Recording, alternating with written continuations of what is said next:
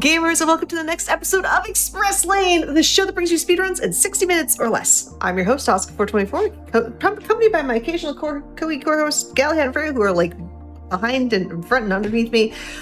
Yeah. So if you are interested in, seeing what's coming up next on Hotfix, or you are interested in actually appearing on Hotfix like our three runners today, you should head on over to gdq.gg/hotfix and get all the details about what's going on, what's coming up, and the link to submit your runs to be showcased.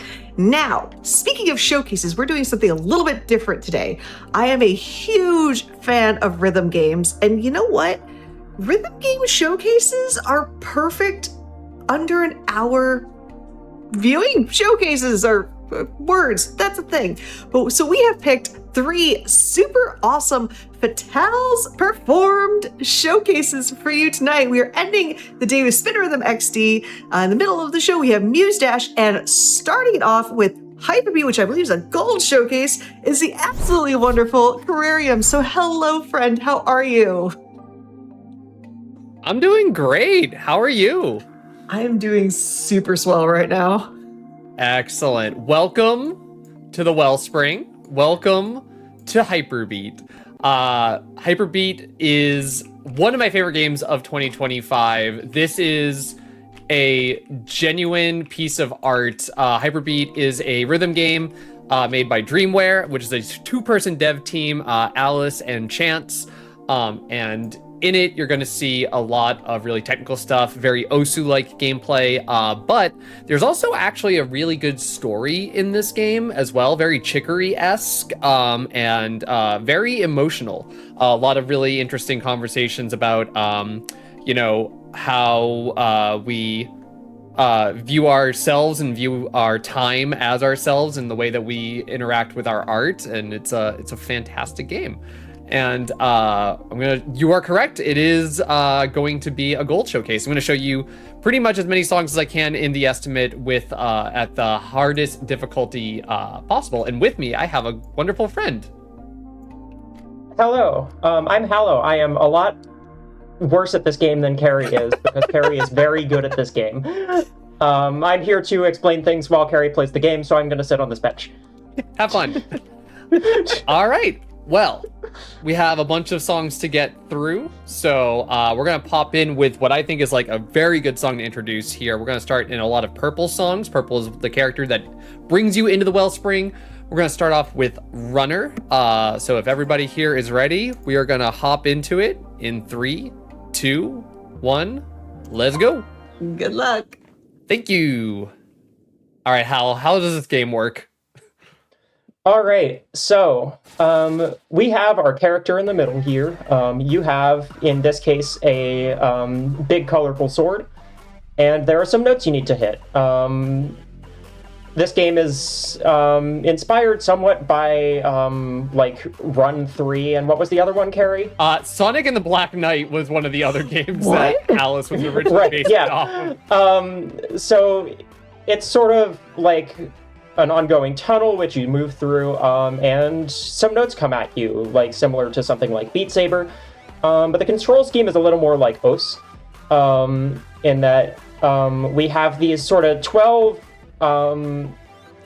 points on the clock face where notes can be, and there are various type of notes which can come at you.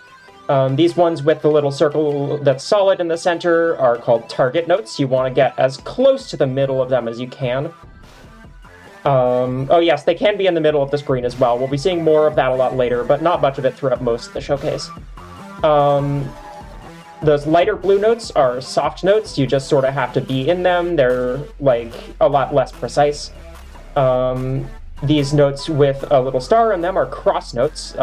You can hit either your left or right input to hit those, and they do have like a fairly tight timing window. This game has tight timing windows for like the perfect, but one of the nice things about it is you don't get like a significant score penalty for getting something below a perfect, assuming you're not missing the note entirely, which is something that I think makes this game really wonderfully accessible. The other notes, which you're seeing a couple of here, are swipe notes, which require you to hit either left or right, as indicated by the note. Orange is left, red is right. And some sliders, which you've also seen a few of. All right, good warm-up. Good warm-up. 2 misses. 2 misses. Good warm-up. But yeah, wonderful, wonderful game. I just happened to come across it on my Blue Sky feed because a good friend of mine, SexRex, reposted it on Blue Sky, and I went, ooh, I haven't played like a rhythm game in a while, and it really caught my eye. So when Dreamer I happened was upon like, this game because a good friend of mine, Carrie Carrarian, posted about it on Blue Sky. so yeah, Dreamer was like, please play our game, and I was like, I will, and it became an instant obsession. Yeah, this is dog time. We're seeing a little more bounciness around the circle here, although there are these sort of nice little flowy sections, which are still a good introduction to the controls of the game. We see a lot more slide notes here. Yeah, what is that chevron Or looking swipe notes? notes. Like that green arrow thing right there. Those are bar notes, which didn't show up in Runner at all, but they're basically like really wide soft notes, except you do have to be sort of on the edge of the circle to hit them, whereas the soft notes you can be a little more toward the center. Gotcha. Because while it is sort of around a clock face for most of it, you are in like a full 2D space. It's not just like a line that you are always on the outside of. Yeah, and Chad, if you have any questions about this game, because it is super fun, like, definitely ask, and then I will relay them to our wonderful runner and commentator. Yeah. Carrie, it's worth noting, is doing a gold showcase, so she's playing the highest difficulty of all of the charts that she'll be playing that's in the game. Now, We're gonna see, I think, the few hardest charts, right? Oh, yeah. I never quite remember which ones are like objectively the hardest, because the rating system is not always indicative quite of the actual difficulty of the gameplay. It's usually pretty accurate, but there are a couple that are definitely harder than their like Roman numeral number lets on. I would never make things tricky- easy on myself. Yeah. We see some tricky sliders in here, as you sort of have to bounce back and forth on a couple of those, but coming up on the end of dog time here. yeah, I like the confidence. Carrie, when you're just like, oh yeah, we're doing the hard ones. Like, We're here we gonna do go. the hard ones. She's good at the hard ones, if that one miss is anything to go by.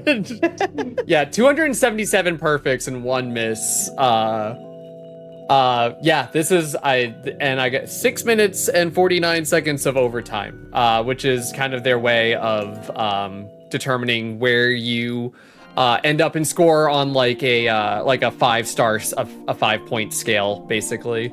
Yeah. Like 5 gems, 5 stars is an expected score, and if you go over that, they're just like, great, you reached that. Here's just some arbitrary number to basically make number go up. An expected score for someone who has basically mastered the chart, to be clear. Fair. I was playing a bunch of these songs earlier to refamiliarize myself, and I was lucky to get more than 2 on most of them. Like, 2 stars. So this is High Patch. This is a 9 out of 10. All the games are basically ranked on a scale of 1 to 10. Yes. A lot of it has to do with how quickly you're expected to move around. High Patch's difficulty comes in this section, in my personal opinion, where you have to manage the lefts and rights of the cross notes and the swipe notes, while also jumping from the top to the bottom of the circle real quick. And it can be hard to keep up if you're a new player, but again, the beginner charts are a lot easier than this in terms of how much you need to move. So, this game does a really nice job of making itself accessible to people who maybe aren't as familiar with rhythm games, because in essence, you're like, the volume of inputs is not as high as it is in your typical like arcade style rhythm game by any means, simply because so much of it is can you aim where your character is on the screen with the mouse or your controller. This game plays fantastic on controller, by the way. Really? Yeah. Oh, that's... I believe it was actually almost entirely designed on controller, because in essence, what you're doing for most of the gameplay is going around the outside of your analog stick, and then occasionally returning to the center. That makes sense. So for like using the mouse, you can't just go willy-nilly with waving or like moving your mouse all over the pad. You have to stay within. You'll note there's this little circular icon that appears when Carrie's on the outside of the circle, and occasionally that'll move around a little bit further away from the circle. That is basically how far their mouse is away from the center if they're past like the technical edge of where the character can go. Oh, okay. Yeah. Oh, that's cool. Also, a really great thing about HYPERBEAT, specifically at any difficulty, is that you cannot fail. They will not punish you for like missing all of the notes. You will just continue to play until you get to the end. So they don't be like, you didn't get enough points, or you missed too many in a row. Start over. You can keep playing. There is no fail. I had a play earlier where I missed over 100 notes. I also and love so that. far I've missed Great chart. I'm just bad at it. Dang. All right, so sorry, go on. So we're going to be moving on to some of the Blue songs. There are, like I said, there is a story within HYPERBEAT, and it's beautiful and it's very emotional. Each character in it has their own set of songs, and kind of all those songs have their own type of theme to them. Blues are my favorite songs, but Blue is not my favorite character. All of these characters are great characters and low-key not great people, and we love them for it. We're all flawed, you know? Yeah, exactly. That's I feel like a part of the game's story. It's been a while since I played through it, but anyway, this is Sticker Shock. Absolute banger of a song. The chart is, Carrie's making it look incredibly easy because they're good at this. But these sections with the real quick jumps to target notes are quite tricky to get down, and these sliders are not slow.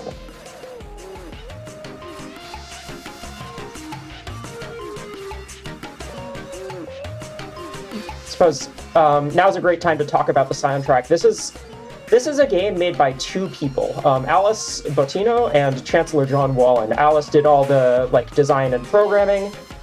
Chance made all the music and did the writing. And I believe he composed basically this entire soundtrack on 2 analog synths. That's true. The soundtrack is entirely original.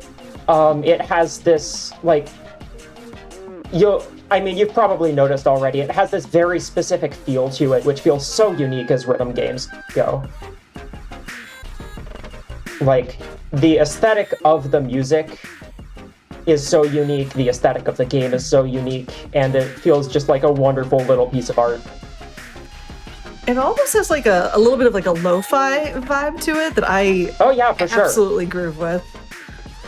I believe Alice has said specifically that it's because she doesn't have graphic design skills, and so was making, a whole bunch of lines, which are relatively easy to design. Also, full combo, by the way. Yeah! Let's go!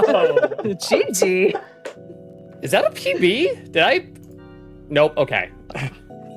I love how it says no time spent in passion can ever be considered wasted. I love that so much. Yes, I love that line. And if you do PB in this game, the line is an improvement to be sure. They just go, basically it's just a good job. And it doesn't overdo the pomp and circumstance of getting that. They just go, hey, good job. Oh, that's wonderful. This game it's heavy on the vibes. So this is one of the hard tracks that Hallow was talking about. This one, in my opinion, is the hardest track. This is Requiem. Yeah, we're getting the hardest track in the game out here. Real jumpy, some real fast sliders, but those little lines of soft and target notes, you probably looked at that and said, those are hard. That's because they're hard. Yeah, that's because they are. In fact, they are hard. And then that into those funky sliders where you sort of have to double back on yourself real quick. Ooh.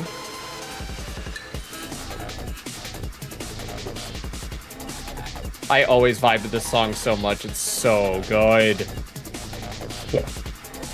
Oh, definitely agree there. I think this is one of like 2 songs in the game I still haven't full comboed. And I missed something at the end, so it's not gonna happen. It's not gonna happen live here, but.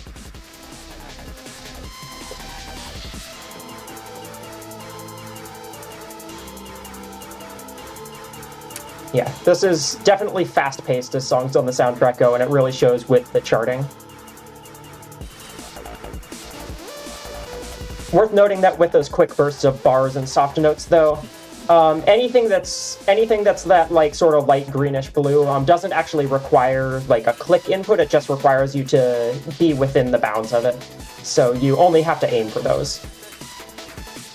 If I didn't mention that already.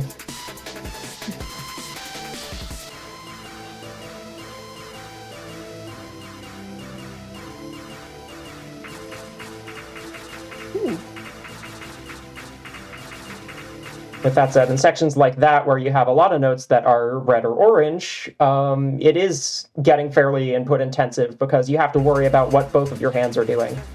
Unless you're like a solo mouse player, which some people are, and I am jealous of their skills. Oh yeah, people who are just like, I only use mouse. I'm like, how? How do you do that? Would they use the different mouse buttons to do the left and the right, or? Yeah, you can just left and right click for them for the swipe notes. Yeah, there's actually a setting to turn them off, which I do because I've gotten a lot of like accidental clicks. I tense up too much and then I press a button. Gotcha.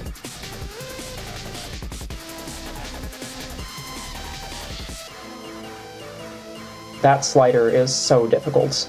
Carrie made it look so smooth and buttery, and if you opened the game and played this chart, you would not hit that slider. 70,000, wow. I don't think I hit most of the notes. That was an incredible play of an extremely difficult chart, by the way. That's really good. Jeez. All right, Carrie, sure. Okay. I like how before the showcase, I distinctly remember you saying, "I'm not going to practice record." I didn't say that. Valid. I was like, I'm not practicing that actually. But yeah, this game, the 2 people, Alice and Chance, I love supporting this game because they are literally 2 like childhood best friends, like that now get to make video games together, and it's awesome. Now there's if I haven't mentioned it yet, which I don't think I have, these sliders where you sort of have to switch your input between left and right. It's not like the timing is super difficult or anything. There's no like, you don't have to release one button at the same time as you press the other, but still sometimes quite difficult to manage your motor skills as you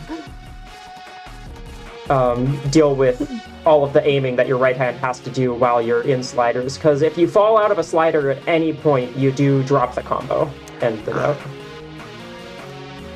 It's like there's an interesting question in chat about asking, how much does being a musician help or hurt playing rhythm games? Literally, probably not much. I think it's mostly I'd say that as a musician myself, it helps somewhat in that I have a good sense of rhythm, but I mean, that's something that anyone can develop. it just gave me a little bit of a baseline when I first got into rhythm games. Agreed. It's like, but like the input method between this and like just playing like a guitar or something is very different. Yeah. And I think like, because I'm also in the musician / rhythm game player category, I guess, I think the biggest hurdle is going to be your one's ability to parse a rhythm game's charts. Because there are some games that people are able to just latch on to so quickly, and then they'll look at another rhythm game and be like, I have no idea what I'm looking at. We have Rift of the Necrodancer on later, right? No, yeah. This I struggle greatly with some of those charts because of that game is designed more around like the challenge in reading the chart as it comes at you. This one is definitely a little more flow-based. Full combo, by the way. Full combo, by the way. Just casually while we're chatting. I was aware of what was happening. I just decided to let y'all do the talking. I'm like, Yeah. I feel like there's sort of a spectrum of rhythm games that like some are like entirely flow state, like you're just sort of parsing what's going on in front of you, like a Stepmania or a DDR or whatever, and just like basically reacting to the notes as they come at you. And there are others where you definitely have to think more about the notes that are coming at you. Anyway, everyone please rise for the national anthem.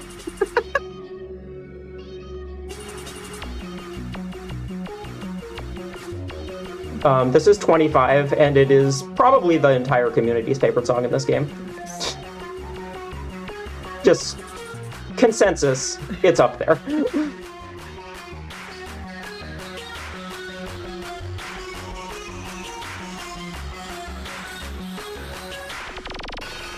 Oh, I can hear why it's a beloved one.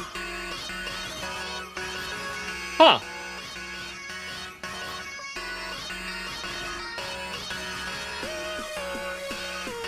I pressed a button and something didn't work, so there's no full combo, which is a shame, but it's okay. I've gotten 2 already, so I'll take this. Ooh. If you were in Carrie's chat earlier, you are allowed to shame her for this. This is true. I'm sorry, Quacksilver. Please forgive me. The thread of prophecy has been severed from Quack.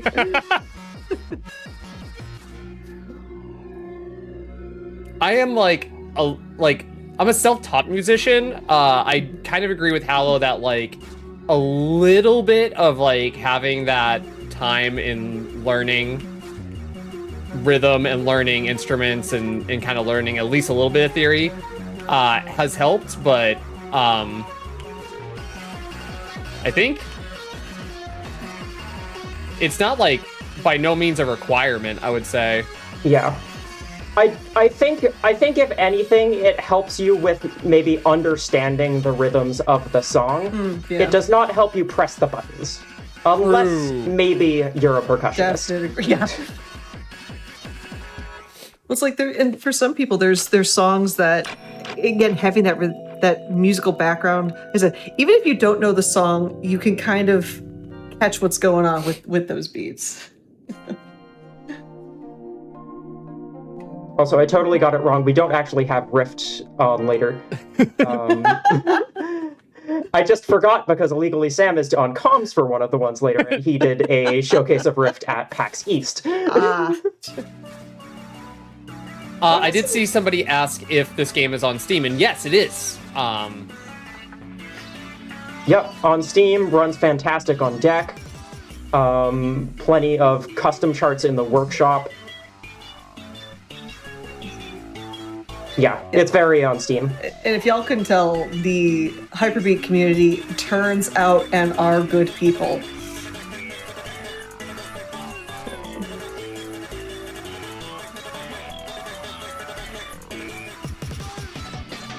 Yeah, I'm pretty sure at least 2 out of the 3 members of Dreamware are here. Hi Mikey, hi Alice, hi Chance if you're here.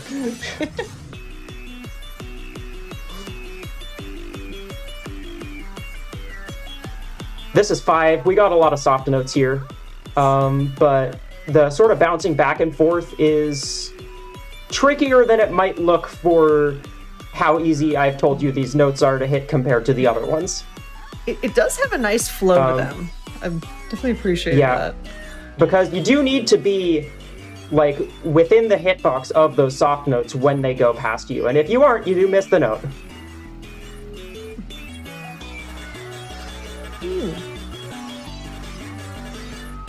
Something I should mention, though, is just how good the charting in this game is. Alice is on the record talking about how basically every chart that she made for this game is very much expressing like the song that it's a chart of. And she wanted to make sure that there's always it always feels like it's shifting and changing, so it never feels repetitive, and it definitely shows. Oh, because, I love that. Yeah. Small thing worth noting too in all of this is I have had to, there's a lot of ways that you can adjust your settings in here, audio delay and cursor sensitivity, mouse sensitivity. I play with a DPI of 2650 and people look at me like I have 5 heads when I say that, but for some reason it works for me. Yeah, I've definitely, in the same way that in other rhythm games, people adjust their scroll speed. As I play this rhythm game more, I turn up my mouse sensitivity. We got another real hard one here. I'm always really bad with the names, but I'm pretty sure this is Thimble. This is Thimble. Yeah. We got some center notes again. Which can be sort of tricky when you're so lulled into the sense of being on the outside of the circle, which is always a good time. We got some fast sliders here. I really love this chart. It is not easy. No, it is not easy. This is one of the other ones I have not been able to full combo yet.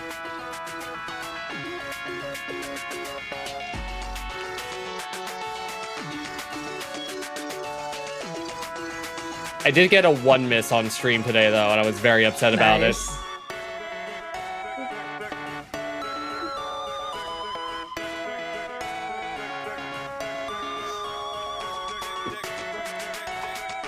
You have to be so consistent with the speed you're moving around the outside of the circle for these sliders. Yeah, and a constant problem that I have with playing it sometimes is I cut my my turns too much, and that gets me outside of these sliders.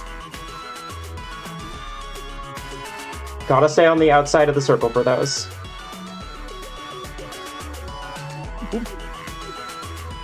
I think there's a comment in chat. Oh, good, I showed up in time to watch Carrie get thimbled.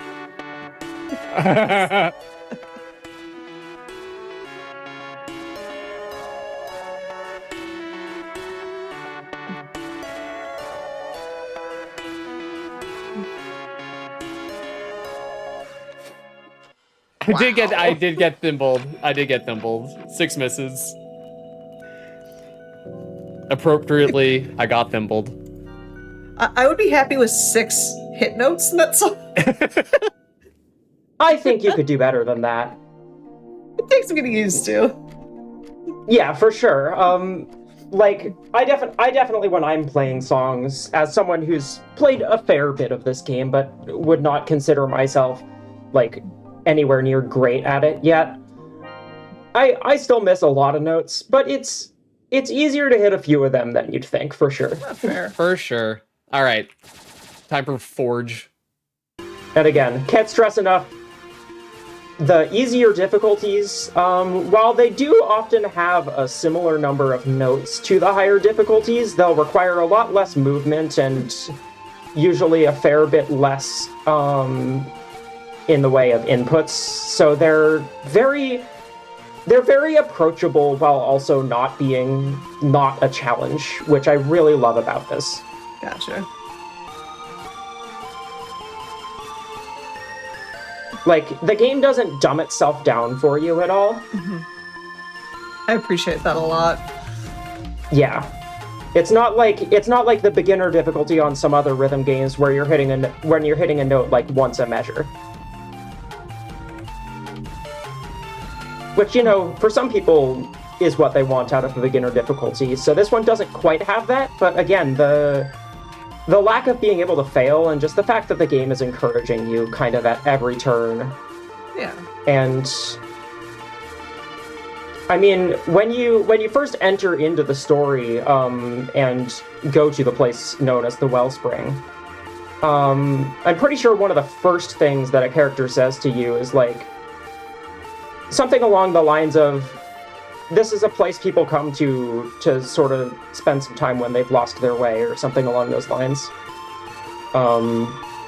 Just really good vibes all around. I might be putting words in Purple's mouth there, but... Ironically, there's a comment in chat, like Purple says, growth's never comfortable. Yes. That is so true.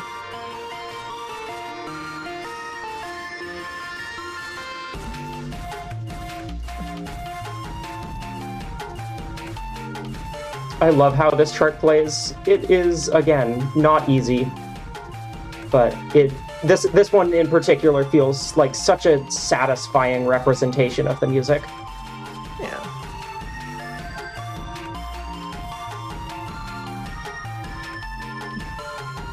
Full combo, by the way. Hey! Full combo, by the way. I got one back! There you go. I got one back. One okay.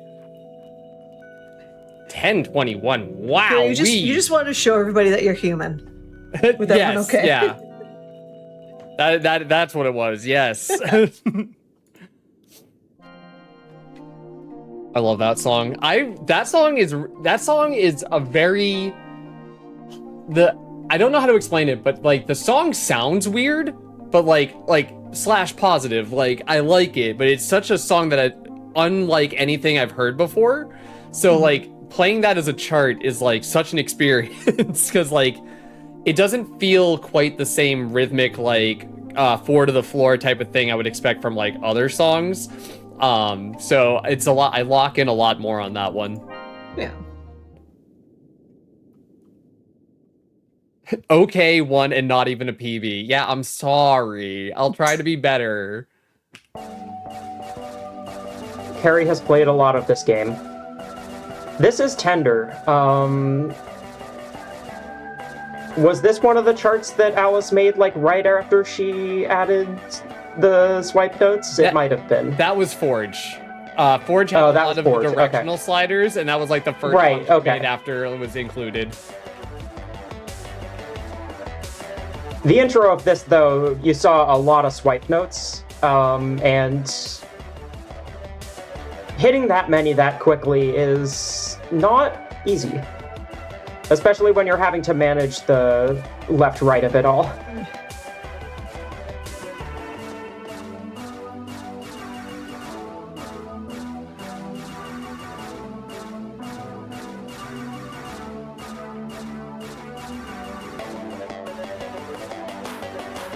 Something we haven't talked about enough is the backgrounds during these songs. Yes.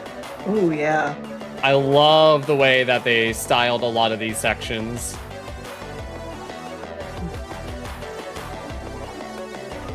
Yeah. Backgrounds are definitely, I think, my favorite thing to mess around with when I'm making custom charts, which is not as frequently as I would like to.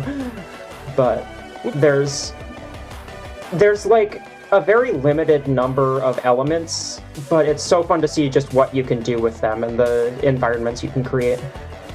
And I love how unobtrusive they are. Like in some rhythm games, it's so hard to tune out the background. This it vibes so well with the chart, where it's not like getting in the way, but it's still, they each all have their own like personality. Yeah, and a lot of the time, they're a further extension of the music.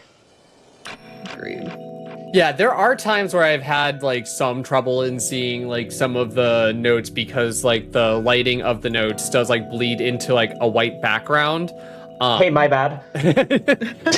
But it's not, you know, it's not so obtrusive that it's like unplayable. So this is Never Far. Never Far is I think this is my favorite song. It's one, well, outside of 25, this is like my favorite song. The way that I describe Never Far to people is it sounds like, maybe not 100% like it, but it has like retro Nintendo 64 credits vibes. Okay. Yep. I really like the song a lot. It's fantastic. It's also going to be hard. Yes. I believe it is also the longest chart in the game. I think so. It's up there. It's about 3 minutes long.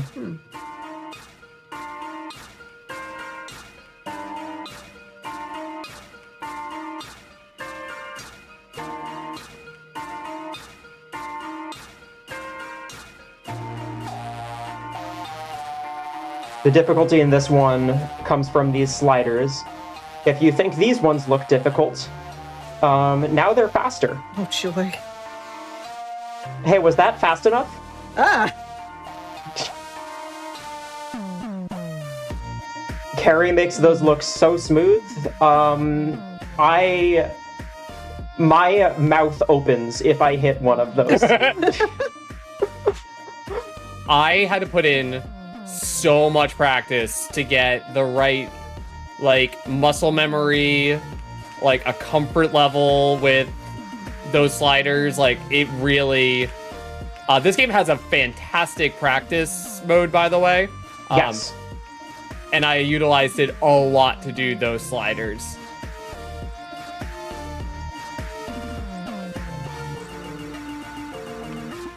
Oh, jeez.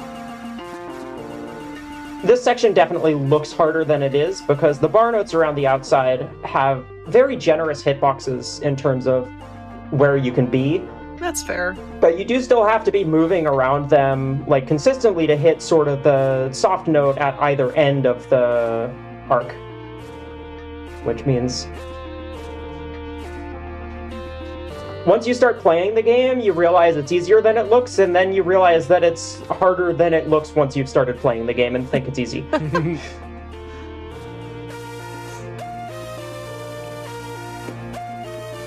Because you'll just miss one of the notes in the middle and drop combo and be like, oh, I dropped combo. Whoops. There we see one of the sliders get carry because they are just... they're that quick and you have to go that far around. But I only missed one, and that is a victory in my book. Yes, exactly. Yeah, agreed. Cannot emphasize that enough. The tempo of this song, like, they're deceptively hard. Because the song's not, like, extremely fast, but the amount of times you have to spin your cursor around that circle is not that simple. While staying... It goes with the frequency of the note that is playing in the music, which is... like, as the note gets higher and feels more intense, you have to move more, and I just really love that.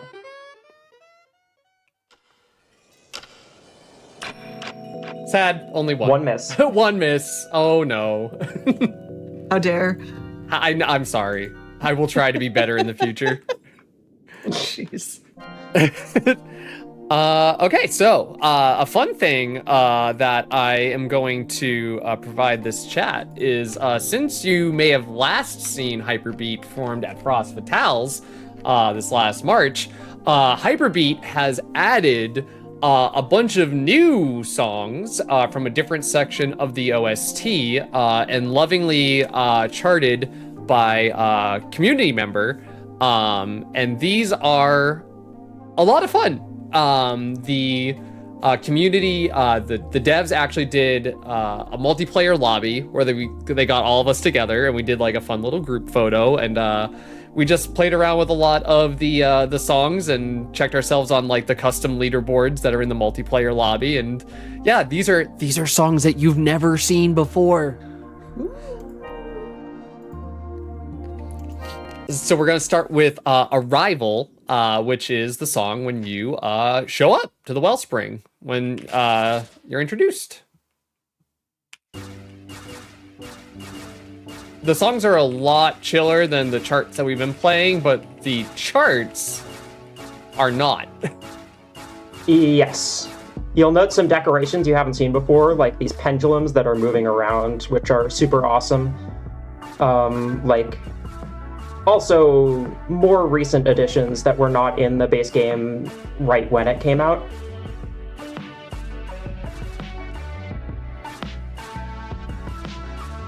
And because these were charted by someone other than Alice, we're going to get some different vibes in some sections of the charts, which I'll point out when we get to them, like things that Alice does not personally do in her charting, and I find that really fun.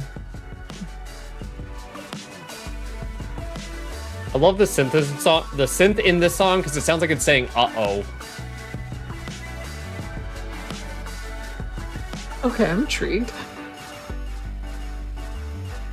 We see the return of center notes here.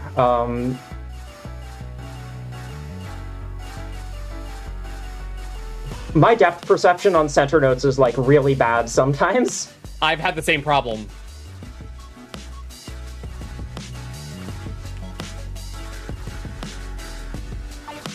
Not having it right now, though, by the looks of it. No, I've been pretty chill so far, but we'll see.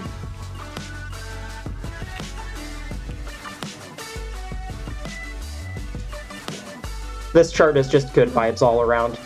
It's also difficult, but it's good vibes.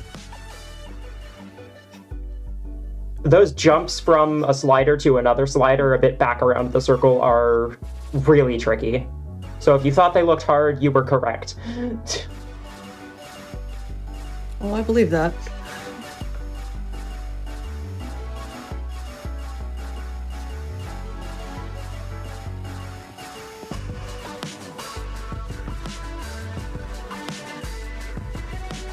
Actually, while we're vibing on this, I want to remind everybody to see some awesome people like the wonderful Carrie Aquarium. We have an upcoming event, just a little one called Summer Games Done Quick 2026. It's going to be live in Minneapolis, Minnesota from July 5th to the 11th. If you want some more info or register to the event, gdq.gg. You can also check out the games list right now and stay tuned for the schedule coming out May 15th, which is in 3 days. There's some awesome bangers of runs on there, and you get to see some awesome people. That was a really unfortunate combo drop. It was an unfortunate combo drop, but the if I know my numbers correctly, the consolation prize is that's a PB. Ah, yeah, Let's it is. Go. Heck yeah. We'll take that. So consolation prize, we got a PB out of that. And one thing that hasn't really been mentioned is when you go into the start screen for the songs, I see these gems and then like those cool looking like magical Stars? tokens. Yes, thank you. Yeah. And then on occasion by the record, there's like a green character. Like, what are all of those? What do all of those mean? So the gems are they're kind of the same thing. The gems are things that you collect to progress in the story from purple to green. Because technically, like when you get to this stained glass window, that's the end of the story. So the gems are things you collect as you get 1, 2, 3, 4, 5 stars in a chart. And the stars are just basically the star score that you get in there. So the gems help you progress through the story, whereas the stars are just more like your best. It's kind of like tied to your best score, your record. And they get you cool things to wear. There's a lot of customizable stuff here. Yeah, they're... Like right before we started playing, my weapon was a street sign. Yeah, there's a skateboard, there's a comically large spoon. It's great. This is Brookhaven, absolute banger of a song that I believe plays when you visit the bar. Dreamware in chat, please correct me if I'm wrong. This chart's hard. Those sliders are very fast. I want to say they're some of the fastest in the game, maybe not quite as fast as the ones in Neverfar. But another unique thing about this is it's the only song with a chart in the main game which has some swing to it, which is a lot of fun and makes it feel pretty unique among the charts in the game.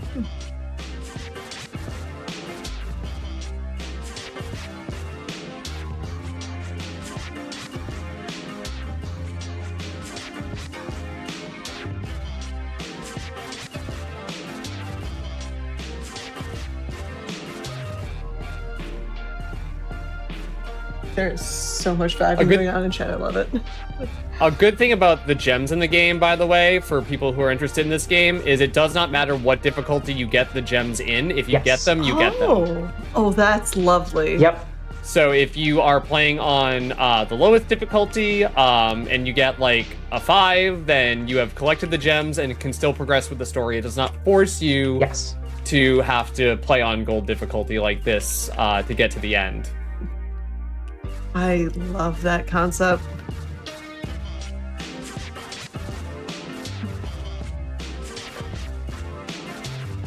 The stars you do have to get like per difficulty and per song, but the gems are, you get them, you get them. That's so cool.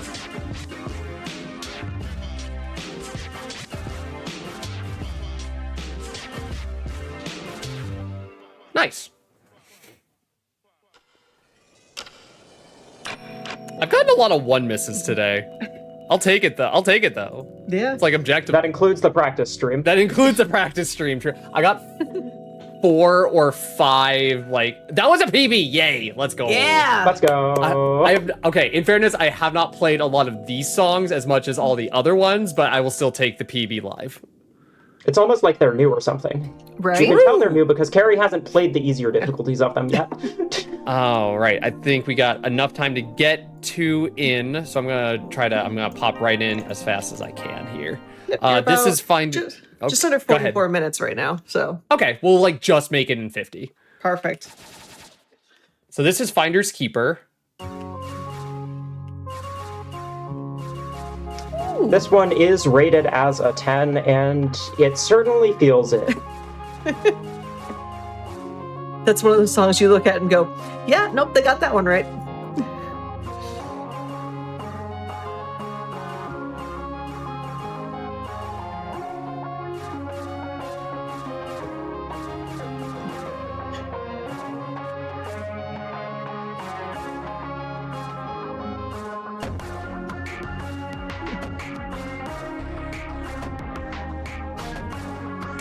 Now, do you know if the soundtrack is available for this game, or is it just you need to play? Yes, you can buy it on Steam. You can also buy it on Bandcamp, which I would personally recommend. Oh, that's good. You can, again, either get it from the Steam page or search HYPERBEAT original soundtrack on Bandcamp. I love that.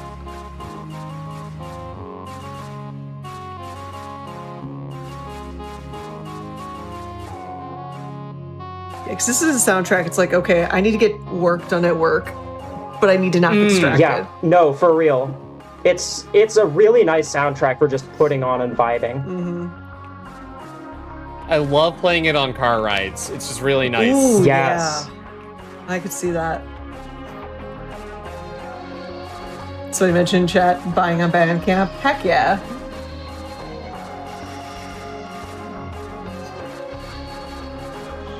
Yeah. Support musical artists on Bandcamp. Mm-hmm. Supports them so much more than you can from pretty much any other store you can buy their music from. Unless they have their own unique web store, in which case do that. I just love the way that the song progresses. Yeah, for real. Like once it gets to this part, I actually just start bobbing my head while I'm like doing it. I'm just like, oh yeah, this song bangs. Mm-hmm. I'm never prepared for when it slows down like this.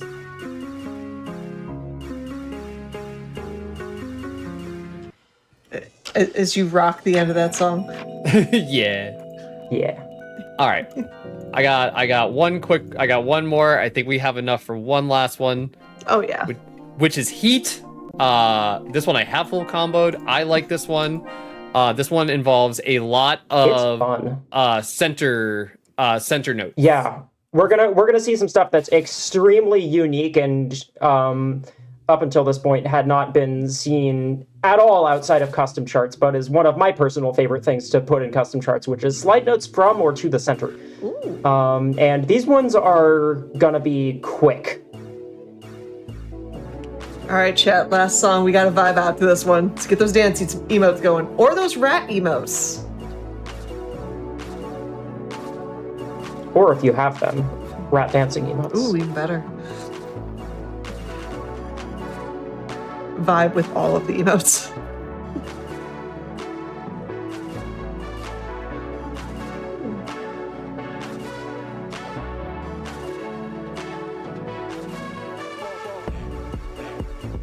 Ooh, I like this part. This section with the bar notes looks really intimidating because they're so big and wide. Really, since you can just sort of slam yourself into the edge of the circle, it's not actually particularly tricky. These are the tricky parts. There are a lot less notes on screen, but the speed at which you need to move away from the center to hit those sliders is not to be underestimated. Gotcha.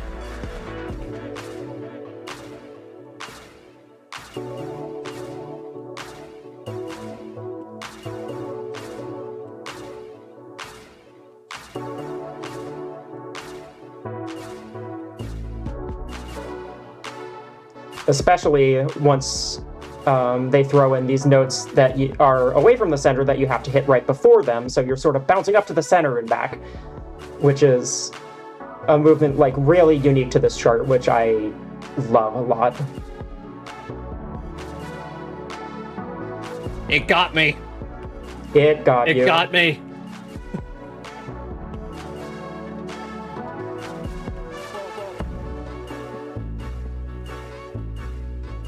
I think this is one of my favorite charts to play. Like, even though those like center notes are like really hard, I like this part a lot. I can see that, yeah.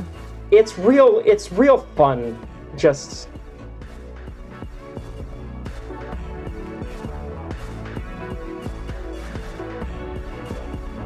Andre's such a good charter. Yeah. It's actually unreal.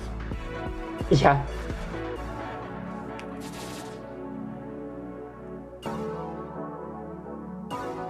Time will be coming up very soon. Once I slam into the clock for the last time, that is. That'll be time. And I always forget how long the fade on is. Time. Yeah. GG's. Thank you. The clock's like, oh, you're waiting for me. You're going to have to hold on for a little bit longer. Yeah. Excuse you. You're on my time. But that is HYPERBEAT. Oh, I love that. I was so happy to see this at Frost. And so I've wanted to do a rhythm game showcase for a while. I was like, I need this. I need this on the showcase because more people need to see this game. Yes. Support indie games. Seriously. Yes. Can we just zoom out on the wellspring real quick and look around? Oh, that's gorgeous. Ooh, that is absolutely gorgeous. Yeah, there's so much to this area that, like, again, there's a story to this game. We did not touch it at all. There's so much to this game that you can enjoy. Oh, I love that. Yeah. It's a very small space, and it's not like a big game, but it's just such a nice space to exist in. And as a side note, Dreamware TV also mentioned that the new songs are available on the Steam soundtrack, and they are also working on streaming platforms. And they also say, great job, Carrie. Thank you. Yeah, while the GGs are hopping in, for both of you, let everybody know who you are, where they can find you, and what are you currently playing. Oh God. Okay. So I am Carrarium. You can find me at twitch.tv/Carrarium. A lot of you will know me for my Celeste speedruns, of which I do many. I do those. I am also currently working on a few just casual playthroughs of some games that have built up over the course of years as I've focused on nothing else but Celeste speedruns. So a lot of that, and a lot of other fun games. I really enjoy indie games, so you'll get a lot of really good indie games around twitch.tv/Carrarium. And yeah, that's currently what I'm doing. And you will also see me at Summer Games Done Quick in a couple of months. I'm Hallow. I haven't been streaming as much because my computer died recently, but you can find me on Twitch at Hallow. I sometimes play some rhythm games. I'm a big unbeatable grinder, but other than that, I'm speedrunning, probably Beastie Ball or Chicory most of the time. Although I am learning Refunct right now, and you can watch that at the event Trading Paces, which is coming up in a couple weekends. Nice. Well, GG's to both of you. That was an absolutely amazing showcase. Before we go to the break, I just want to remind everybody, as just a general thank you, big thanks for supporting Games Done Quick with the subscriptions, gift subs, bits, all that. You know, your contributions help keep our shows running, and you get to see awesome showcases like this. So if you're enjoying the stream, feel free to consider subscribing and get exclusive emotes, ad-free viewing, and access to chat during replays. Also, you can just support the stream by sharing the Games Done Quick channel with your... Hello, gamers, and welcome back to this awesome rhythm game showcase on Express Lane. Now, just as a quick heads up for the next two showcases that we're going to be doing for both Muse Dash and Spin Rhythm XD, we are going to have the flashing lights warning on for the rest of the show. These two are more traditional style rhythm games, so there's going to be a lot on screen. I just want to let everybody know to watch safely, responsibly for the rest of the episode. So with that said, we are heading on to our next showcase, which is going to be a custom showcase of Muse Dash from Soulmass. So hello, friend. How are you? Hello, Oscar. It's good to be here. Thank you so much for having me once again playing Muse Dash. Yeah. So this, like Koska said, I have a showcase put together here of all custom content from the Muse Dash modding community. And I kind of broke it up into 3 sections, and I'll let my commentator talk about that as we get through here. Big, do you want to introduce yourself? Hey, hi, hello, I'm Big Scared. I'm a queer variety caster here on Twitch. I play a lot of scary games, but I love rhythm games, and I'm here to talk Muse Dash. Thanks for having me. Absolutely. Let's get this party started. You're going to see me rocking out. We're going to be having a good time. I want to see all them dance emotes in chat. We're going to start this off with all the Hatsune Miku fans. In 3, 2, 1, let's jam. Good luck. Yippee! Oh, the game crash. The stream paused. The connection is real. Hey, everybody, that's custom Muse Dash. Yes. It'll be back in just a sec. The loading screen is the stronger your gaming stance is, the stronger like something else happens. Like too strong. Too strong. Too strong. Way too strong. We'll say while we're waiting to get the stream back up. I know I mentioned some Games Done Quick earlier. Well, there is a brand new event that Games Done Quick is going to be going to this year, and it is Gamescom. So Gamescom GDQ is going to take place August 28th through the 30th, and it's going to be live in Cologne, Germany. You can join GDQ's first European event by visiting gdq.gg/submit, and that is open from now until May 17th. Or simply visit gamescom.global for more info about the event. It is a super cool opportunity that is going to be absolutely wonderful to see and take part of. All right, now that everyone's had the custom Muse Dash experience, let's get this started. In 3, 2, 1, let's jam. We got this! So as you can tell by the sheer power of Muse Dash Custom, this is an experience. This is absolutely sort of a wild card of a draw. This first track is a collaboration between Hatsune Miku and Honkai Star Rail, of all things. And it's going to showcase a very specific custom chart mod known as the Cinema mod. And as you can see, we've got some cinema going already. Oh, yeah.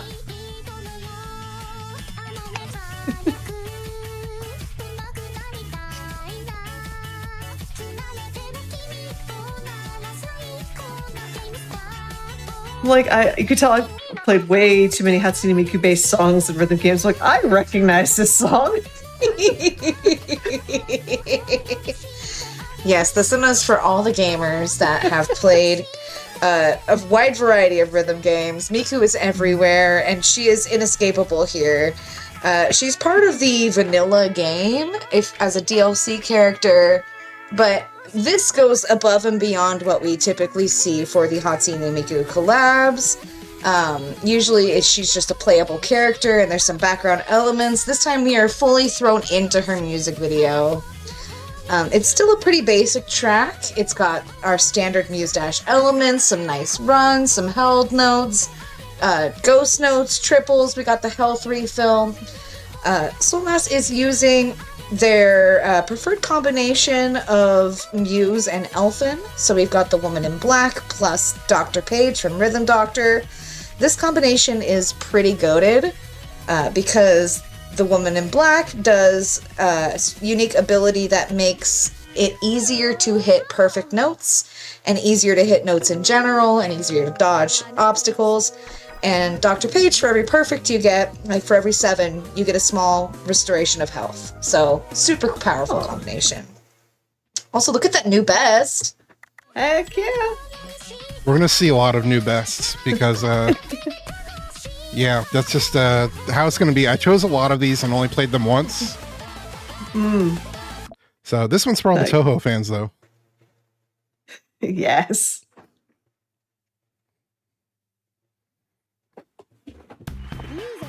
So, like, the different types of notes I saw, like game controllers, I saw pills, like, are they all, like, the same kind of single presses there, or are there little differences between them? They all are single presses, so the visual distinction is more aesthetic than anything else. Gotcha. Usually, like, the pill will be tied to a specific track and the game controller and vice versa. But when you get into custom tracks, it's really the stylistic choice of whoever made the track. And so on that previous track, they mishmashed a bunch of different enemy types. We're seeing that again here. We're getting a combination of the ghost style and the, like, ninja-looking ones. We got some witches in there. We've got some of the jazz-style ones. So really, it is a mixed bag. We're also getting some really interesting call-outs from the boss character here, and some nice text overlays. Nice. And like those hammers that I see come down on occasion, are they not anything unique to them, or just the same press and time with a beat? It's the same press and time to the beat, but the trick with the hammers is that you have less of a reaction time. They move slightly faster than your standard track enemies. Oh, okay. And so not only are they ambushing you, and sometimes they can come from, for example, a pink hammer can come down on the blue track and you'd still have to hit the pink input.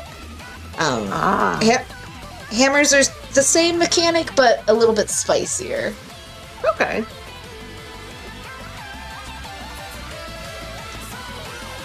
I love it when they layer a hammer on top of a held note, though. That is just so rude. So how do you, like, what are you pressing to do the different tracks? So this is a little bit more of a up to you decision, because Muse Dash is fully mappable in terms of how you play it. You can have up to 4 inputs per channel. And so usually they would start you out on ASDF for the top lane, and then JKL semicolon for the bottom lane. But I know Lux has changed up their inputs a little bit. Some folks might use their, like, mouse. Some folks might make them easier for the double notes in the way that you map it. It's really up to you how you choose to do that. Hold up, I think my phone's ringing. Oh my god. Oh, perfect. Hold on, let me pick this up real quick. A very important call. Oh, don't give up, Skeleton. Oh my god.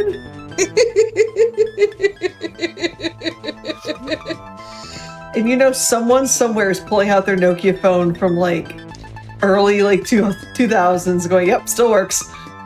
I'm taking my score for a sec there. For reasons. When you see my high score, you'll understand. I gotcha. See, I don't want to beat my high score. Yeah, fair. Nice. Don't give up, Skeleton. So, yeah, the modding community loves April Fools, and April Fools is kind of a celebration of Muse Dash in general. So that's one of the April Fools tracks we've seen. That's fantastic. This also, I believe, was one as well, but it adds a new mechanic to the game, and that's kind of a hallmark of April Fools, is experimenting and seeing what you can do with Muse Dash. This is really cool. Okay.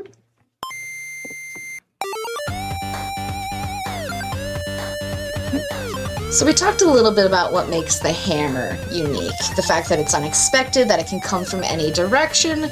This track takes that principle and expands it even further. And as you can see, the cinema mod is in full force. We've got some cinema in the background, but as the notes come down the track, they're going to come through much more aggressively than you would expect. Oh.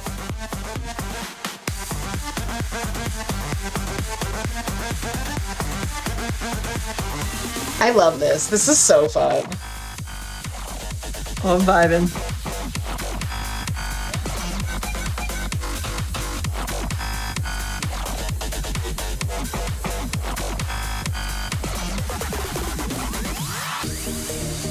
Now this song is, of course, a litmus song. It's featured in a wide variety of rhythm games.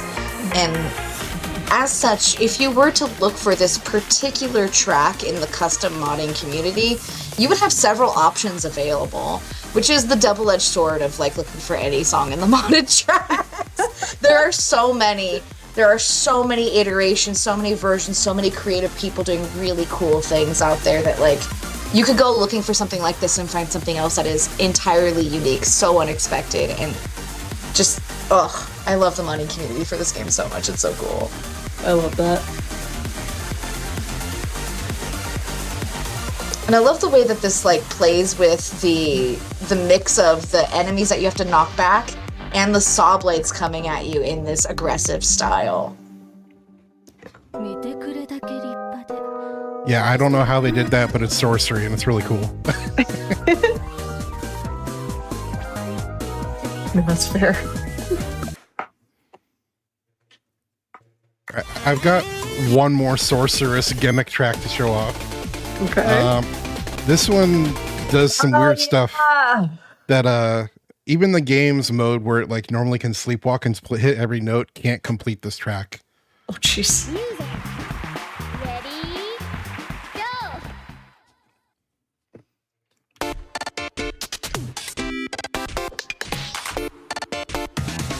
And really the whole gimmick of it is it's not going to let us see a lot of the notes. It's going to obscure our vision at multiple points. Yes, and that is the specific reason why the automatic completion often doesn't work. Because if they're invisible for too long, even the game can't perceive. Oh my god. That is fantastic. So, absolutely, lots of strobing, lots of flashing lights on this one. If you're not already taking care of yourselves, gamers, please do.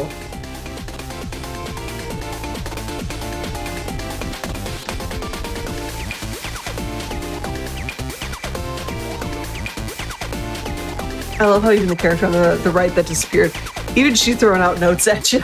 It's like, come on now. Yes. Yes, those are boss characters. And so throughout certain tracks, a boss will show up, they'll throw extra notes at you, they'll throw special attacks at you. Sometimes they will physically charge at you. This section here, where the text box is going and you have to mimic the invisible notes, is the exact reason why this track cannot be auto-completed. Gotcha. And this is really similar to some of the more vanilla April Fool's mechanics. It just takes it to a little bit more of an extreme, where instead of simply repeating or tracking as something disappears, it's anticipation without the actual track there. We're going off of the boss movement alone. Makes sense.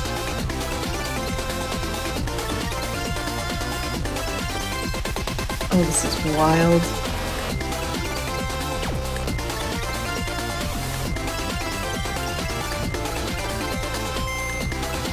I love a good gimmick track. Right?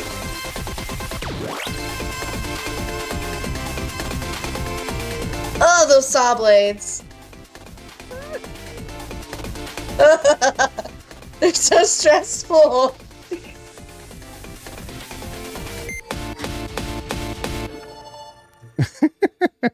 Yeah, that's a fun one to play. It's definitely throws you off. But that's enough gimmicks. I'm going to start getting into some more standard charts, though. Nice. Also, GG new best. I saw that. Thank you, thank you.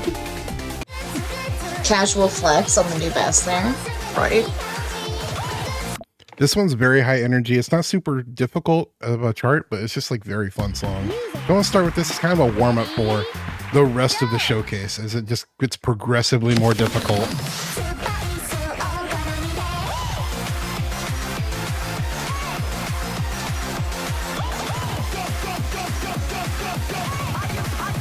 Now, I think it's worth pointing out that Muse Dash has like several audio flavors that become very prevalent.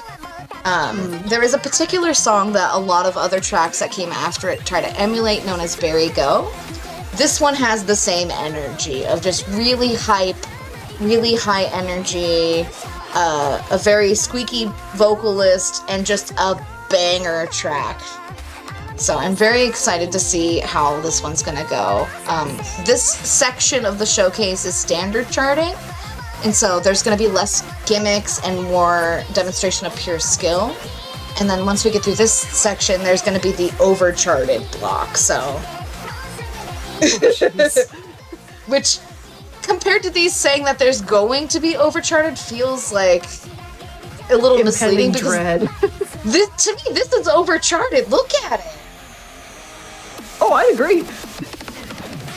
Muse Dash is one of those rhythm games where I like my ability to parse it isn't as good as like most people's. So it's like everything looks impossible to me.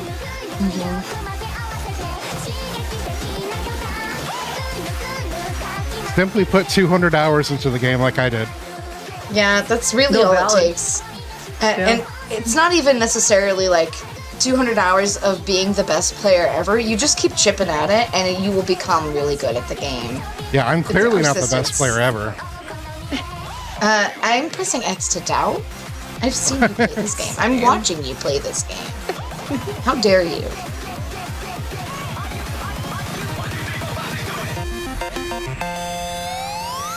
Sorry, it shorted me out there with that run a little bit.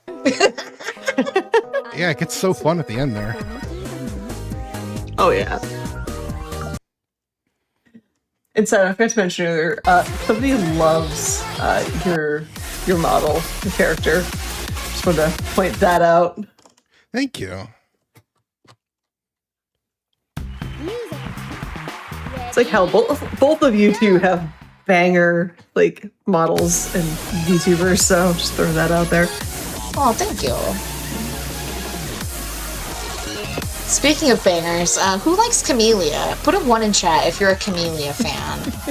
Because this is not going to be the last Camellia song we hear tonight. Oh, heck yeah. This one also has an incredible name. It's called Body Floating in the Zero Gravity Space, which is roughly how we will feel when we're done with this track. Because it is a banger, and it is somewhere in the neighborhood of a 10 or an 11 in terms of difficulty. So if this were in the vanilla game, it would be one of the hardest tracks.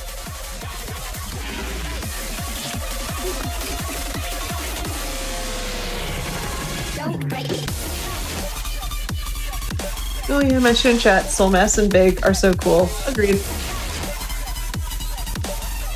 Wow, and you, chat. And you, It's true. I feel like everyone here tonight is just really cool.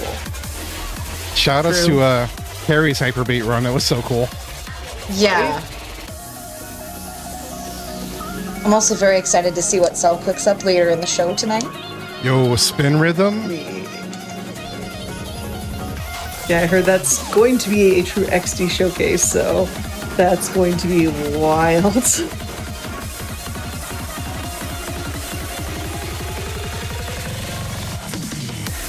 Meanwhile, Soulmass is just casually demolishing this track.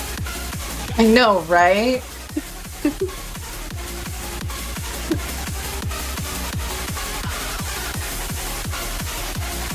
Oh, the flows of this song are just so good. This is so satisfying.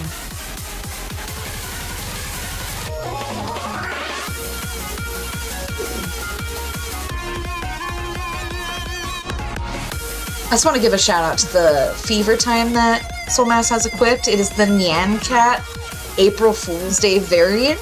Yes, you can customize your Fever Time too in this game. And I believe that is their choice and not part of the custom track. Okay. Correct.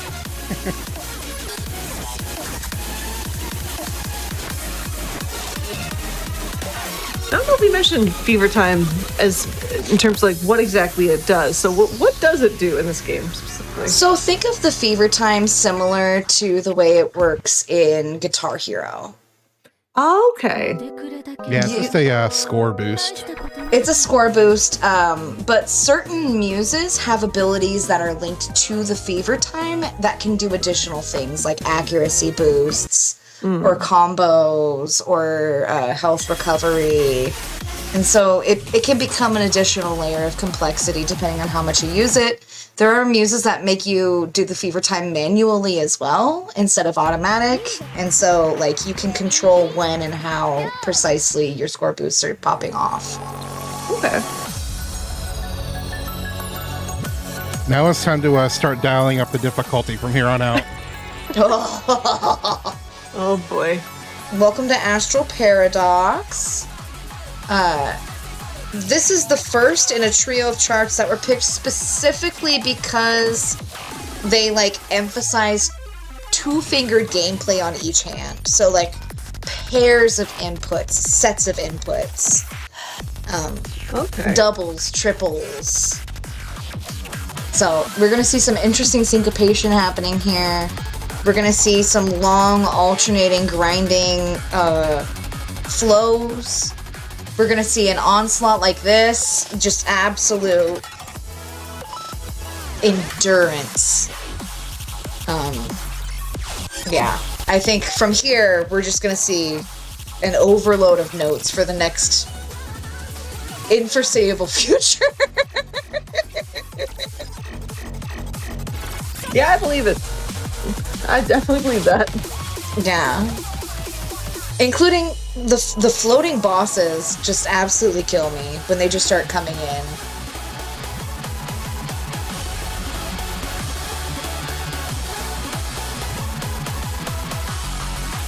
So cool to watch.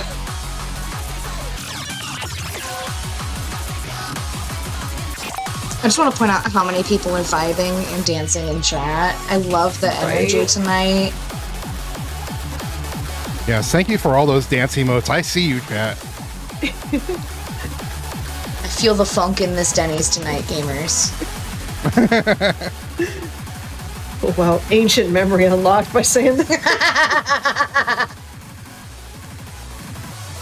So it wasn't a Denny's. The obligatory 3 a.m. hangout for me growing up was a place called Huck Finn's or Huckleberry Finn's, but it was local Denny's, basically.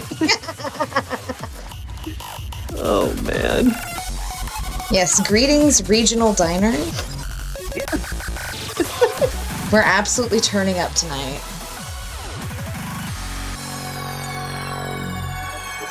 And at the very end of that track is what I would call overcharting, and you're going to see more of that at the end of the showcase. Yes. Where it's just, there's wild. There's so much grinding on top of each other and very quick together that you cannot tell what's going on. It's just like those quick PBs together, you can't tell what's going on. But shout out to Geometry Dash fans. This one's for you. Hey. Oh, it's time. I hope you like saw blades. Oh, it's time. This is gonna make you very anxious, Big.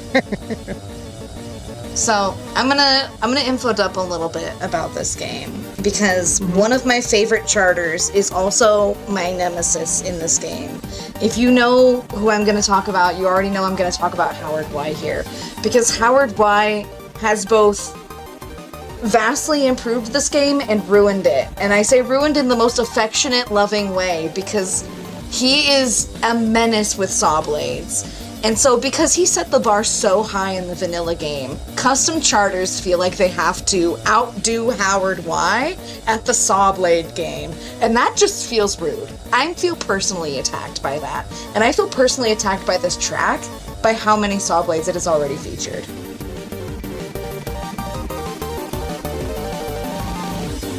This is ridiculous. Yeah. Yeah, if you Oh you my notice, I have an goodness. HP bar at the bottom of the screen. Uh-huh. Yes. Yes.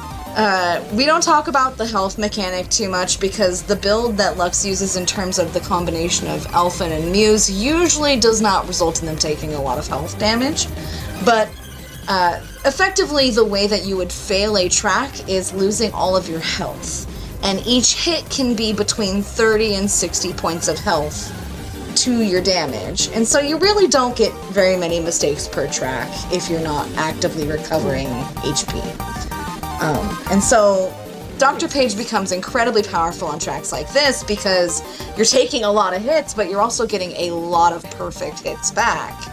And so it's a pretty even trade over time throughout the song.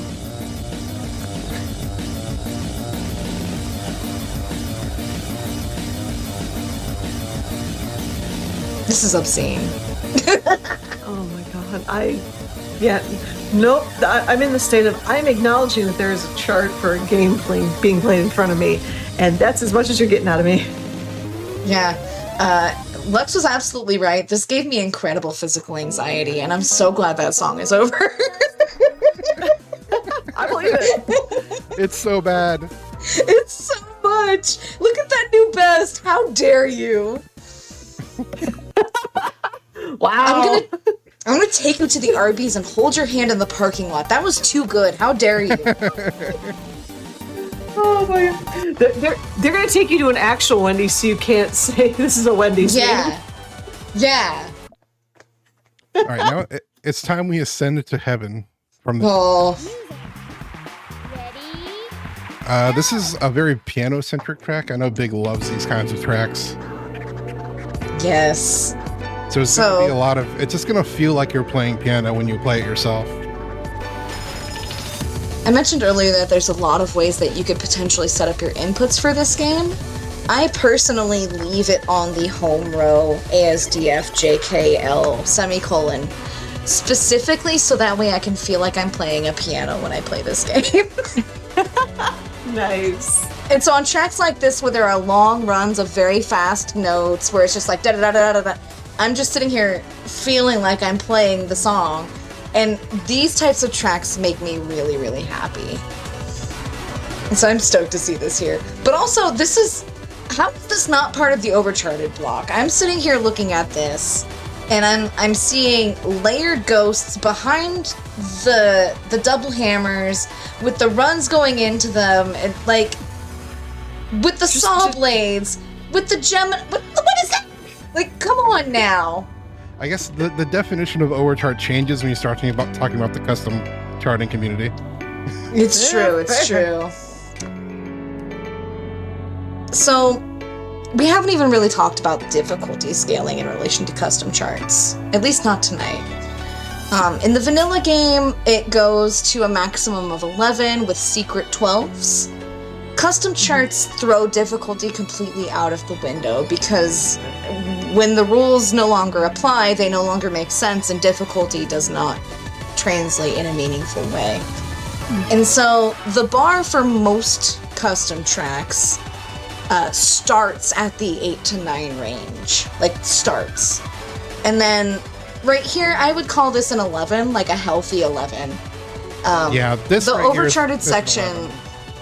Yeah, the overcharted section we're going to be going into next, I would say probably a 13 or 14 difficulty scale, if we were to put them in the context of like what the game itself is doing.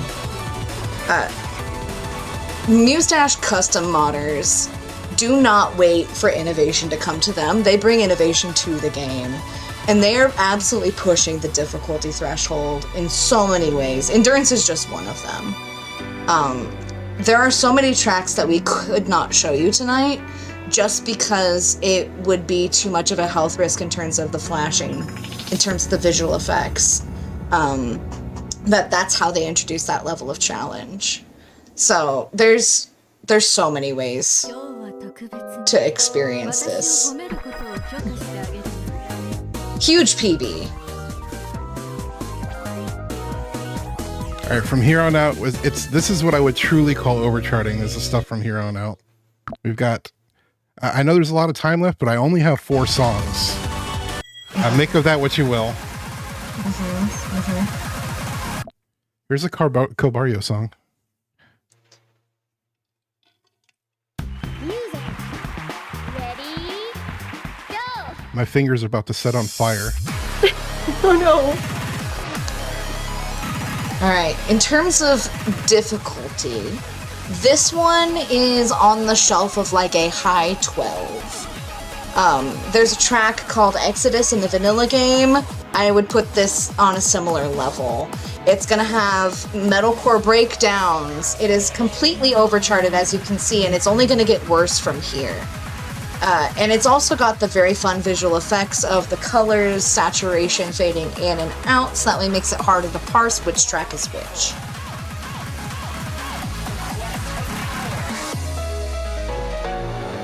Oh, this is wild. Yes. And we can see the fusion of the different types of visual backgrounds too, right? We've got multiple bosses already layered in. We've got multiple enemy types layered in. We're using the full arsenal of what Muse Dash can do at this point.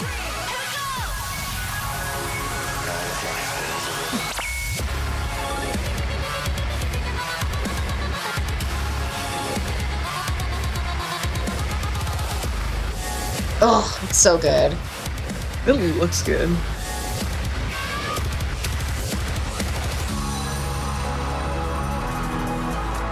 It's got such a killer beat.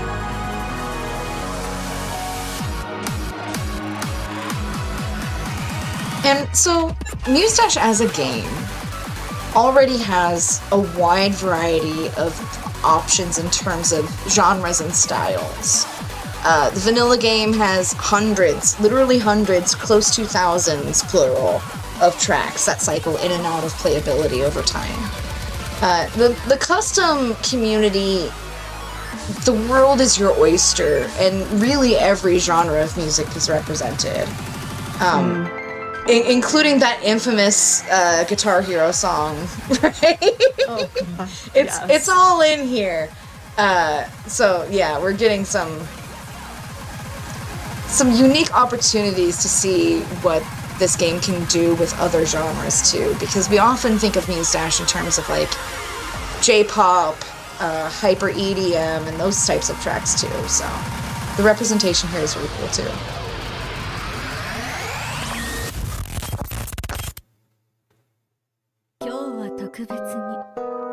So yeah, that's wild. That was so cool. With a new PB, how dare you? Come on. I love every PB makes me like, how dare? How actually dare? We're gonna go to the boba tea place and share a delicious drink.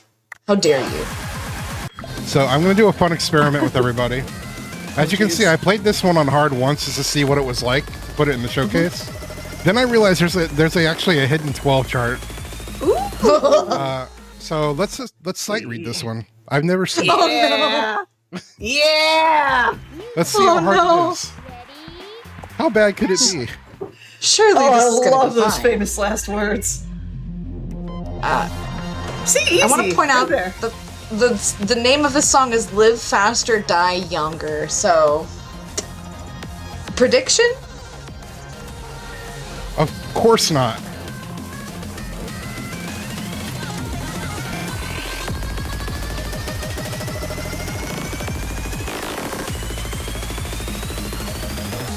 These hammers hurt me inside. Oh my goodness. The wubs.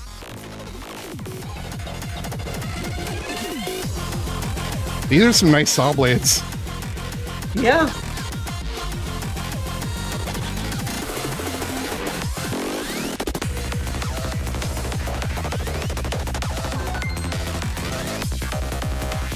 My brain is going burr so hard right now. Same.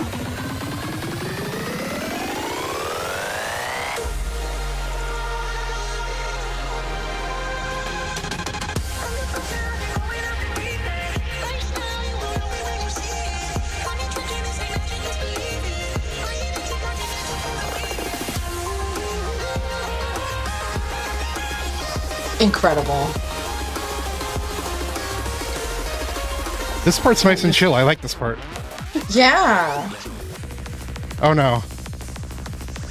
Don't too soon. Well, there it goes. Yeah, we're grinding again.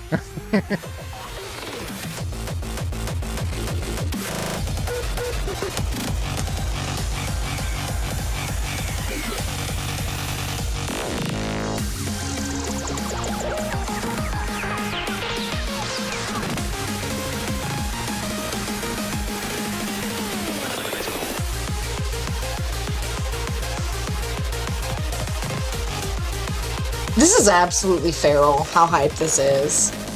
Oh, hard agree.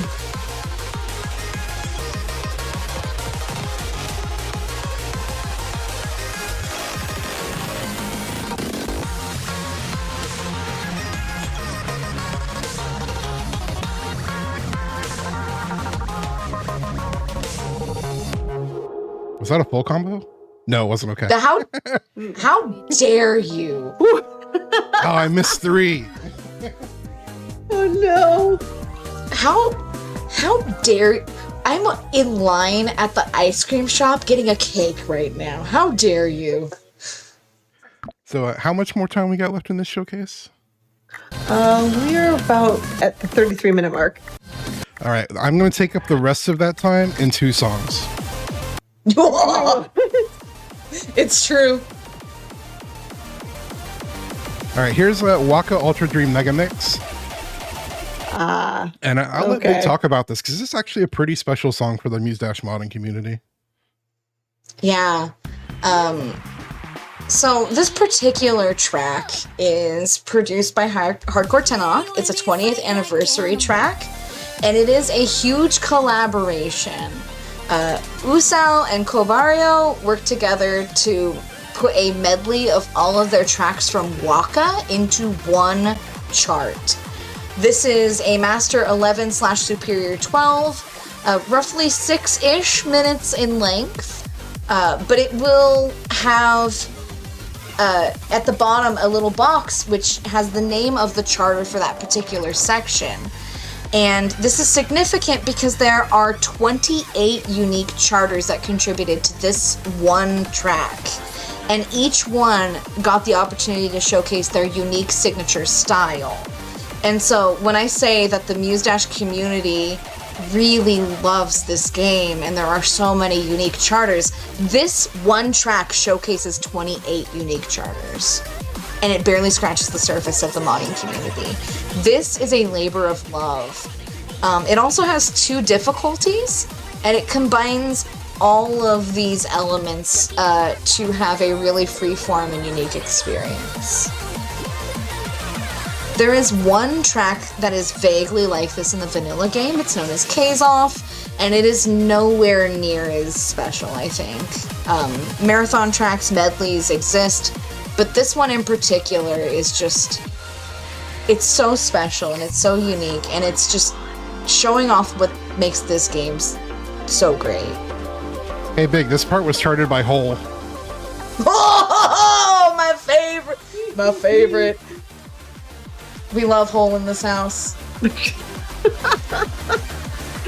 That is an out of context quote of all time right there. Great charts.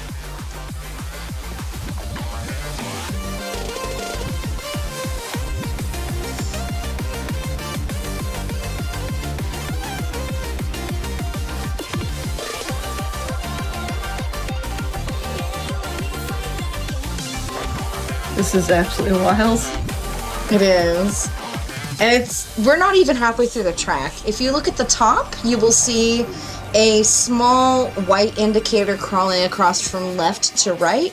That is the progress bar of the song. When it reaches the right, we'll be complete. We're not even halfway there yet. We haven't even hit the numbers for the combo. So we're still trucking along. We're gonna get a lovely climax here any minute. Because we're still building towards the top of the song. Okay.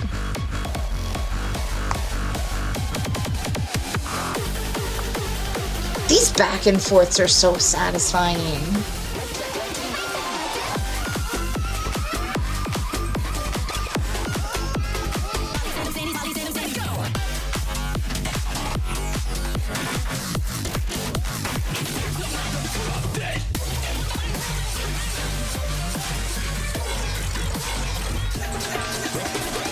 Oh, the breakdown. No. It's so good.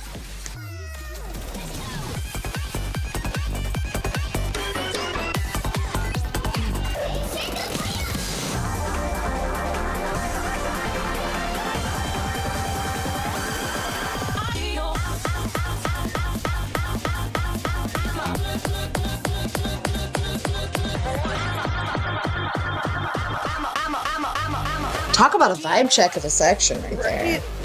It's like, oh, you were cruising? Guess what? We're changing it up.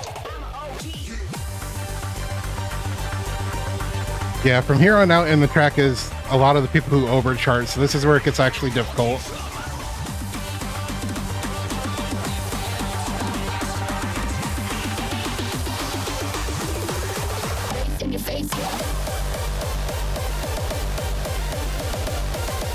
Oh, I love that drop.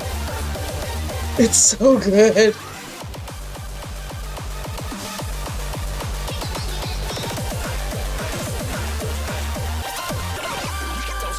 The lane changing notes on a track this dense is legitimately very stinky.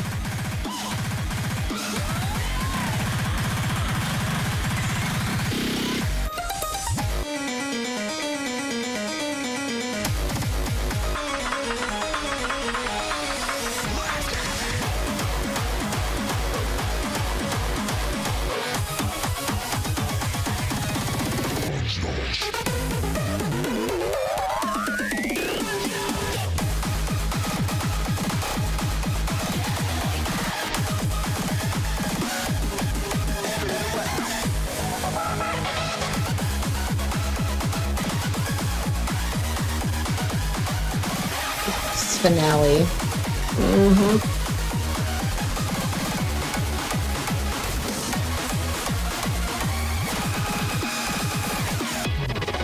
Well, how things Avatar is just like rocking and jiving with the actual gameplay.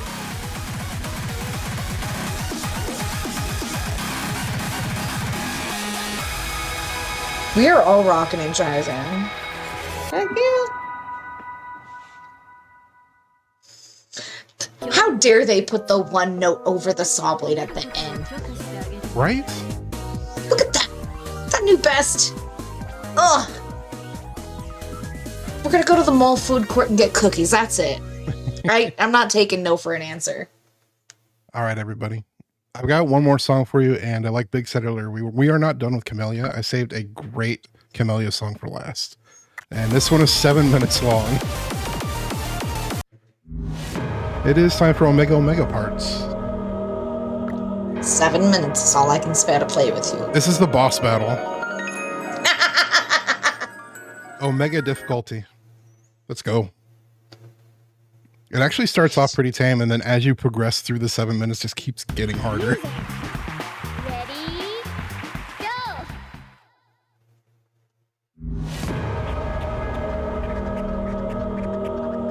Now, Asuka, I'm sure as a veteran rhythm game enjoyer, you are familiar with Camellia. How do you feel about the premise of a 7-minute Camellia rhythm track?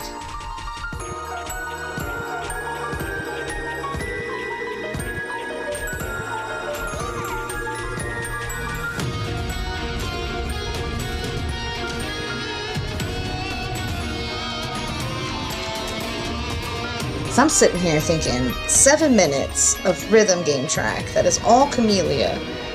Absolutely no thank you. But like, yes, but like in the I'm scared kind of way.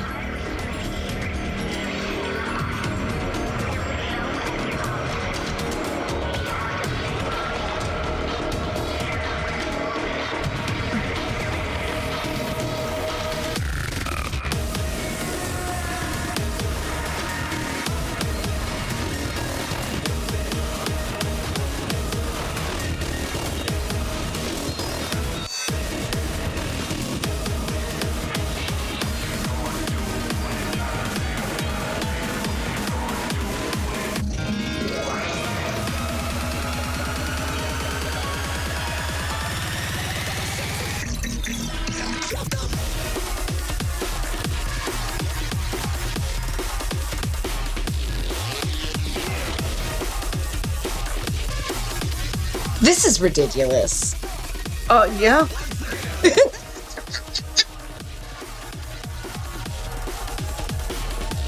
And we're only like a third of the way through the song. Big same.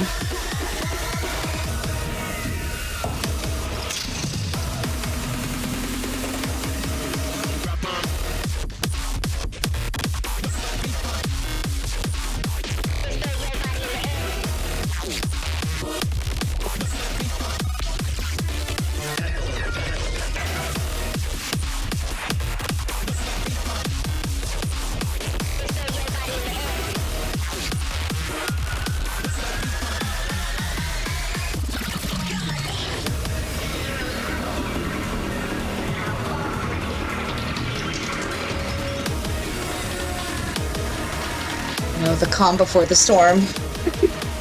I'm buckling in. This is the calm? Okay. Yes.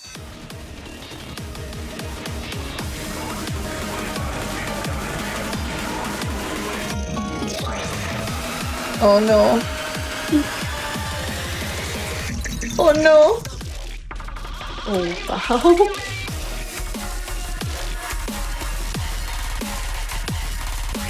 All right, we are at the halfway point. Oh my goodness. Chat, I see you vibing.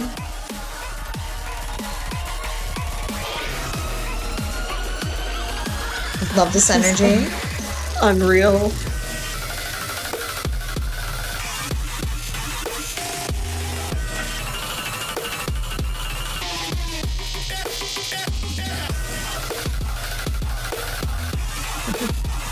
This breakdown is disgusting. Oh god. So good.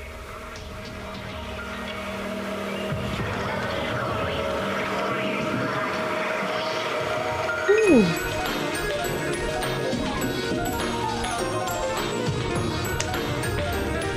Of course it's not over. No, not even a little bit. We got a whole third of the song left.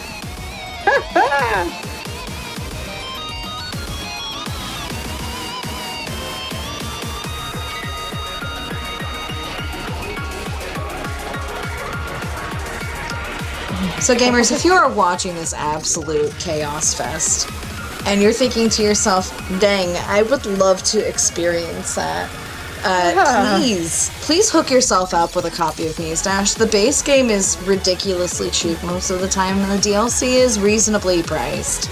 And then once you have those two things, you can download the mods that will let you get all of this beautiful custom content. That's nice. The modding community itself is super, super helpful, super active.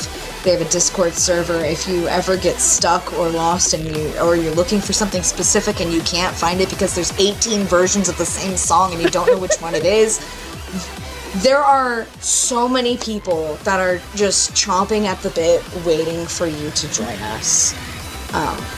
Please join us. There's like 4 more minutes of the song left or something, and we're gonna chart a custom track while we're charting this. JK, we're not actually gonna do that, but like you could if you joined the modding community and started playing Muse Dash with us. Is what I'm saying. Yeah. My brain is just like, what? Yeah, it's absolutely liquefied, and we're getting into the finale of the song here, so I expect it to just go full-blown bananas. Yeah, same. It's like, it's why I barely see the ghost notes that are appearing time to time. Like, oh, yeah, okay.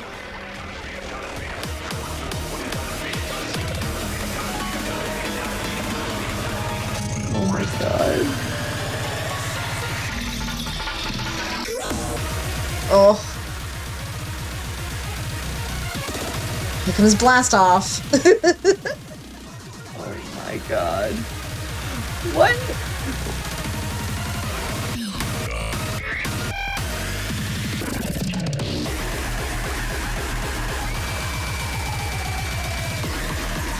Yeah, no.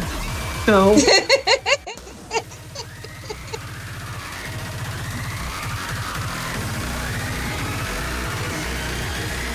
Absolutely unhinged charting right here. This is so good. I love it. And that Woo, casual and combo. That is time. That's all. Jeez. My hands Holy. are done. Yeah. My brain is right there with you. That's just a casual 543 combo at the end. Okay. Yeah, no big deal. Yeah, there's over 3,000 notes in that song. My God. But Big, where can people find you? Yeah, you can find me here on Twitch as Big Scared, or most places on the internet as Big Scared, or I'm Big Scared with no spaces or punctuation. You can also find me around the Clock Tower stream team, the Binary Breakers, maybe over in Fatals, stay tuned. We'll see how that goes. Lux, where can we find you? You can find me, Soulmass218, here on Twitch. I usually stream Muse Dash. If I do stream it, I'd stream it on Fridays. And currently, this month, I'm raising money for St. Jude Children's Hospital. So is Big. We're doing it with our stream team, the Clock Tower. So if you want to stop by my stream and donate toward St. Jude and a great cause, I've got some good milestones to unlock. Heck yeah. Oscar, thank you so much for having me. This was a great time. I was half expecting you to say, it's like, hey, you can find me as I'm like icing my hands over here. Yes, I see in chat Breakers mentioned, Fatals mentioned, correct. Yeah. Ibuprofen mentioned. You're right. Oh my goodness. Icy hot mentioned. Oh my Everybody goodness. stick around for Spin Rhythm because it's going to be awesome. Yeah. Keep those GGs for going. That was a mind-melting showcase of Muse Dash, but these showcases are not done. Welcome back, gamers, for the final showcase in tonight's Rhythm featured episode of Express Lane. And this next one is absolutely wild. It is XD. It is an XD showcase. It is Spin Rhythm XD with Selkuth Mind. So hello, friend. How are you? I'm doing great. I'm very excited to be here. I'm bringing the rhythm dimension to y'all here on Hotfix. So Spin Rhythm XD, very cool game. Been doing it for a hot minute since even it was in early access in 2023. If you've seen me do it before, it was probably at Fatals way back in 2023. I'm now back doing something 2 difficulties harder than I did then. XD difficulty, hardest difficulty in the game. Yes, I know that makes a face. That's just the name of the game. But anyways, this game is exceedingly hard. I cannot talk very well while playing it, and so to enable you to understand what's happening, I have the wonderful Legally Sam here to help me with commentary. Hello there, everybody. I will be your guide through the rhythm dimension tonight. Yeah, so we have a packed set list for you here.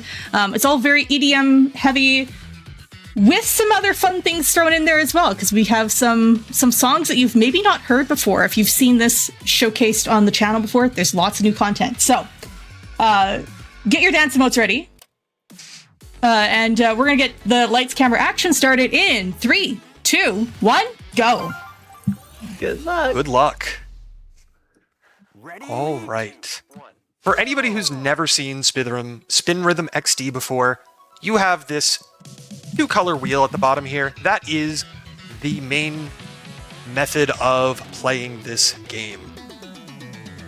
The way you control that wheel at the bottom is with mouse and then a little bit of keyboard thrown in, because you've got all of these different types of notes and you're going to sing all of them because this is XD difficulty, the hardest difficulty. So we've got quite a few different types of notes, as you can already tell. We've got the match notes and the tap notes. Those are the red and blue notes.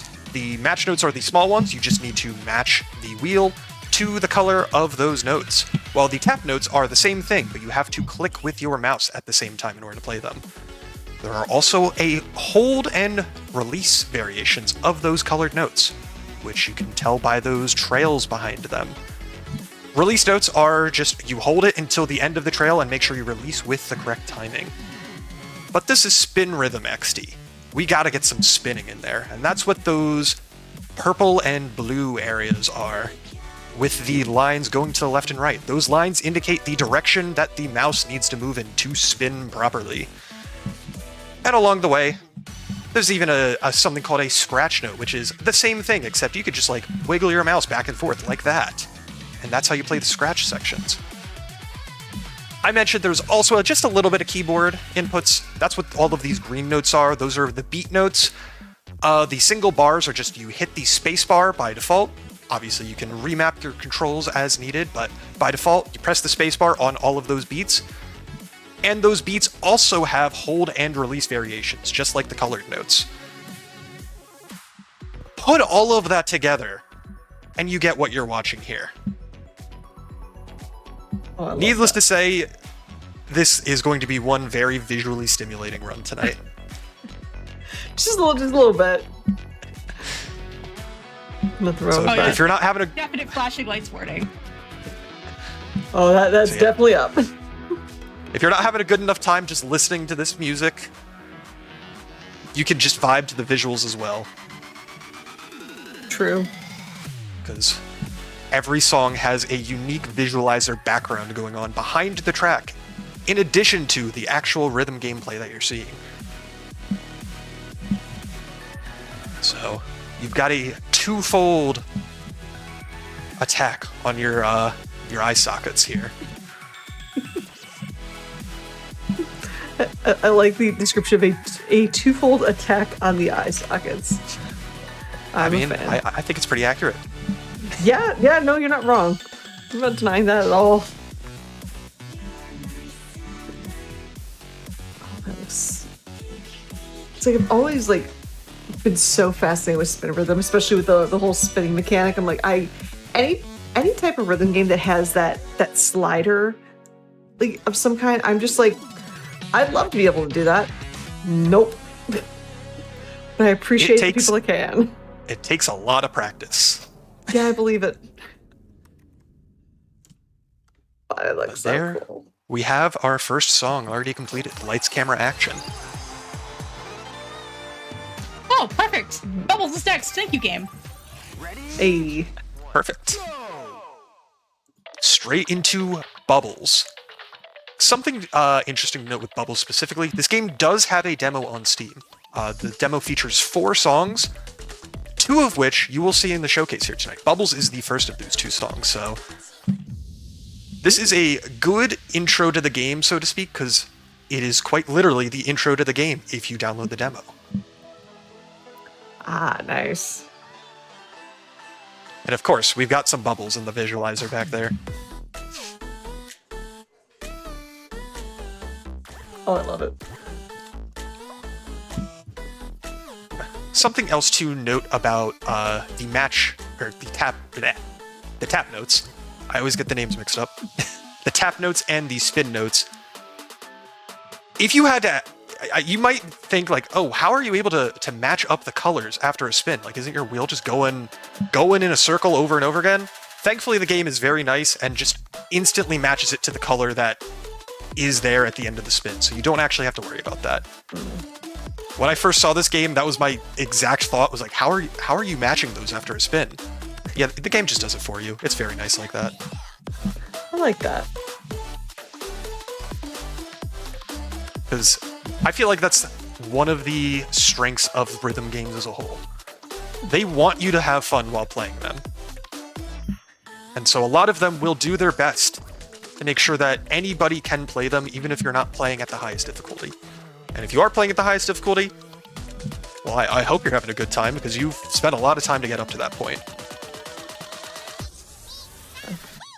Definitely hard to agree on there. Like, it's just one of those. There are rhythm games out there that, if you're looking at them for the first time, they seem impossible.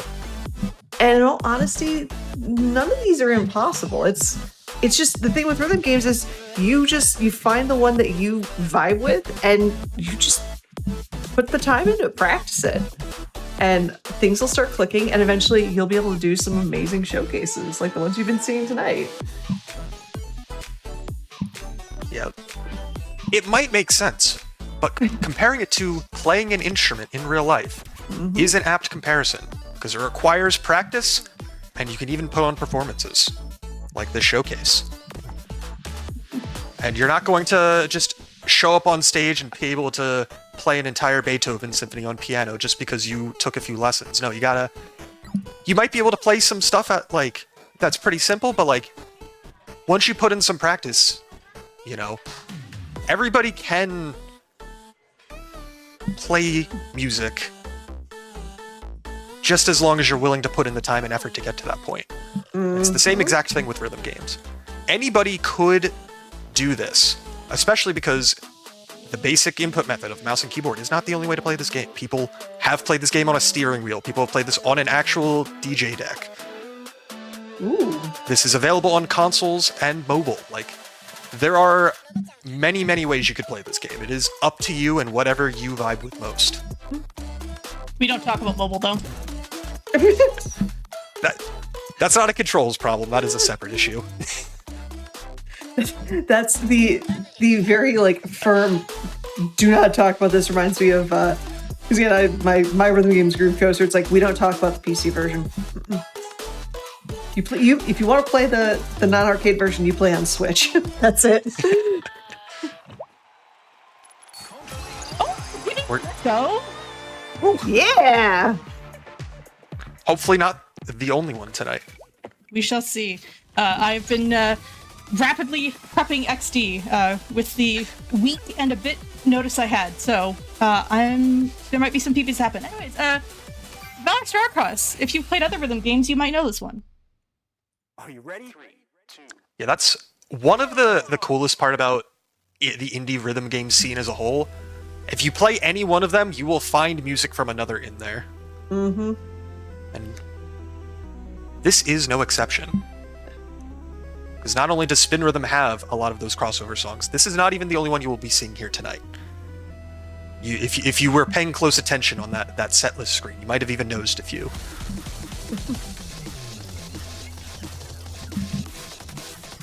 The funniest thing about this chart to me is this is the hardest difficulty, the hardest official difficulty. This still feels undercharted. No, I get that.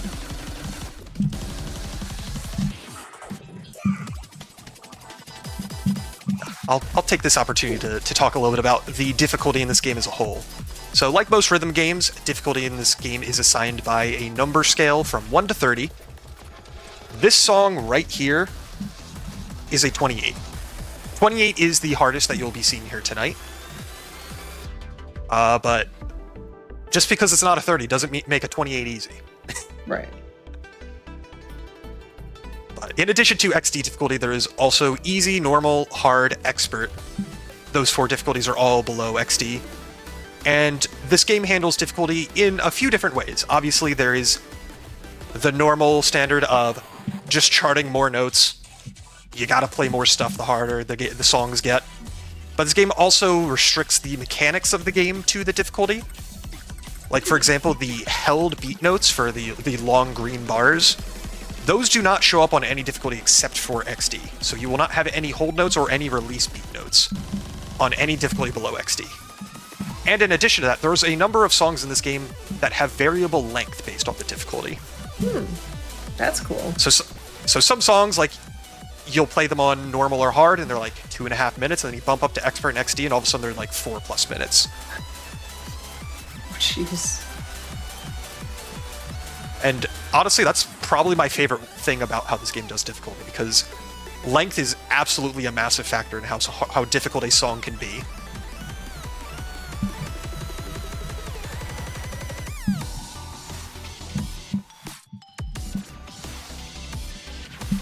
Oh, I love that.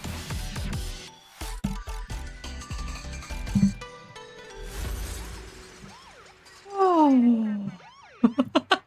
Nice. I love that song. It's so hard. It's very fun. All right. We are going. Oh, speaking of long songs, we're going to the longest song in the set list at 5 minutes. Yeah, would you believe me? I said 5 minutes is not even the longest song in the game, and there's multiple songs that beat it out.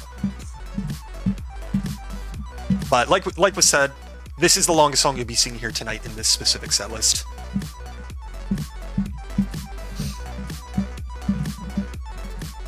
God, I love the visuals for this game so much. The visualizer backgrounds are good enough on their own, but the fact that all of the songs have different visualizer backgrounds on top of that just makes it even more fun to watch somebody play this game. Oh, agreed. They didn't used to. They've really improved that a whole lot, even since it came out of early access. They've been working on that even more. Oh, nice. Also, these hold notes are very rude. Just giving you an entire snake pattern to follow. Yeah, definitely a thanks, but no thanks. Yeah, for reference, I only started playing this game a couple weeks ago. I have been able to beat a single song on XD difficulty, and that was with considerable effort. So watching Cell just absolutely shred all of these songs on XD difficulty is very cathartic. Yeah, I can see that. Well, soon you will get to the point where you will be able to also shred those songs with just minimal effort. Yeah, so yeah, I come from a more button-based rhythm game background, with my game of choice being Rift of the Necrodancer. So adjusting to a game primarily controlled using the mouse was quite the adjustment. One that I would say I still have not fully made, so. Gotcha.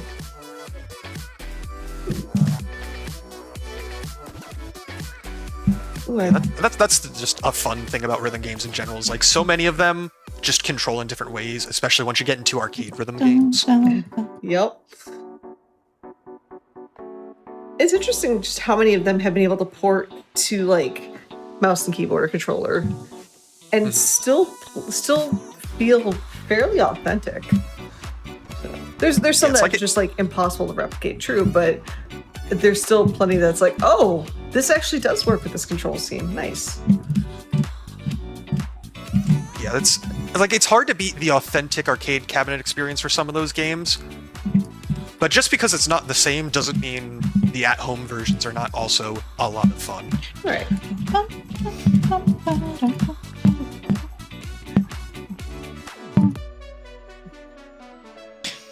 This section is harder than it looks. Did that be the case? For sure. Yeah, something that I have noticed quite a few times while playing this game, your mouse pad is never big enough. And so like moving your mouse and resetting your mouse position is a skill that you need to learn in order to do a lot of these patterns. Oh, I totally put that.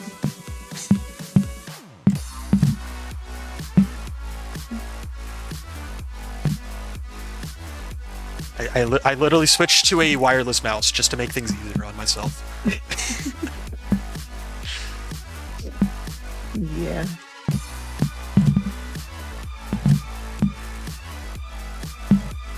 This has like a that like 60s 70s groove. Yeah, it's kind of to disco it. inspired. There we go. I was like, what is that genre of music that has completely escaped my brain? Disco. Yeah, it's definitely there with those repeated string notes and the guitar sound and everything. Oh yeah.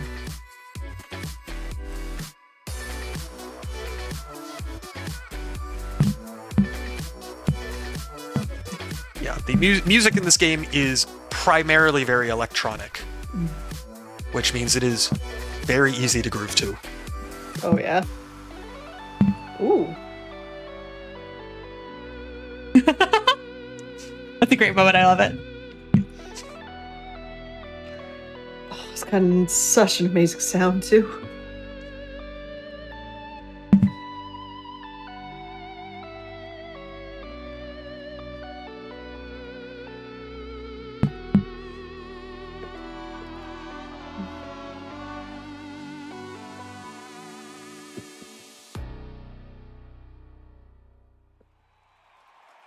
Nice.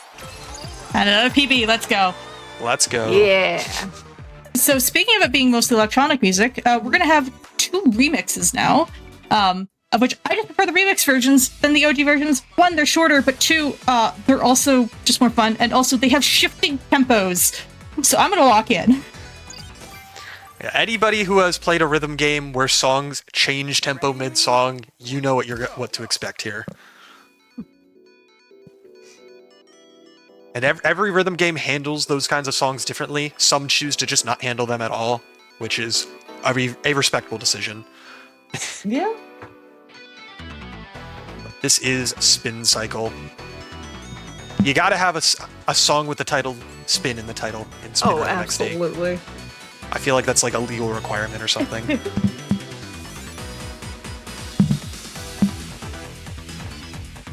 So I appreciate the comment in chat saying this game is very playable with controller if you prefer. Yep. Yeah, like I said, there's console versions of this game even, which, now that I think about it, I'd be very curious if this game would get a Switch 2 version with the Switch 2 mouse, like the Switch 2 Joy-Cons being mouse Oh, that'd be interesting. replacements. That would be very interesting. But even without that, Yeah. also, things are speeding up.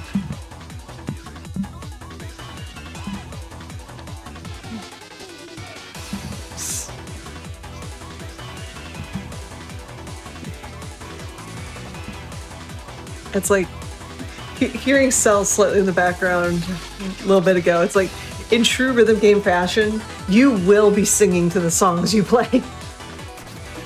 Like, it's a guarantee at some point. Yep. Yeah, if somebody's sitting perfectly still while playing a rhythm game, something is wrong. You're just straight up a machine. Yep. You like to watch Can I- in the background too? Uh-huh. Yeah, speaking of machines, Right? yeah, we've got the spin cycle going on in the background too. Very nice.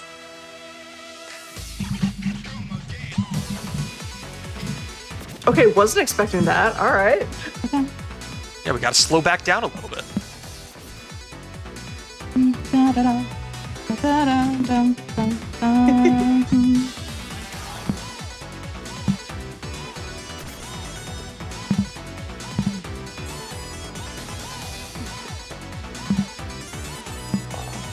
So good.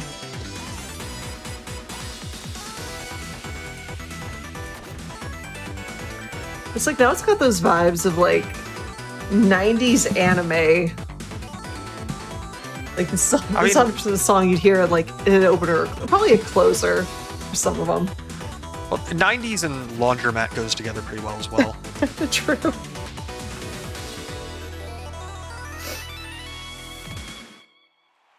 Nice.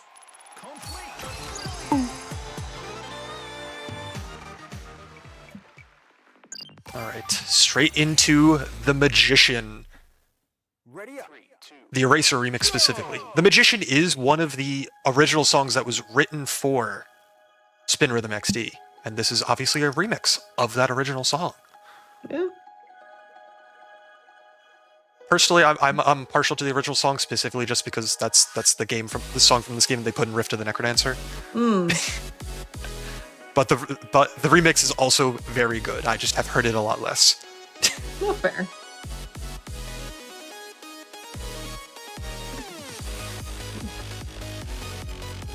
Yeah, this game does feature a not insignificant amount of original music written for the game. And all of those songs are also very good. It does not specifically only feature music from other parties. Yeah, I'd agree on that. Actually, while we're vibing out, I noticed some comments earlier about catching VODs or whatnot. Just want to remind everybody that you can catch up on this Rhythm Game Showcase and all of the past GDQ Hotfix shows and marathons over at youtube.com/GamesDoneQuick. If you watch this on YouTube, hello, friends. Consider liking and subscribing or becoming a channel member to support GDQ. And if you ever want to watch us live, head on over to twitch.tv/GamesDoneQuick and interact with us. Say hi. We are a fun bunch of people. Especially you in chat. You specifically. You are good and fun. If you're watching rhythm games, I think that's a safe assumption that you are fun. Oh yeah.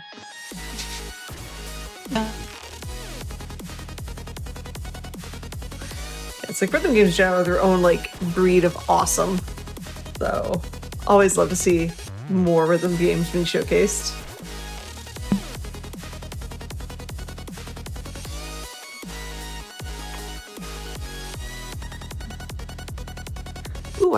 part.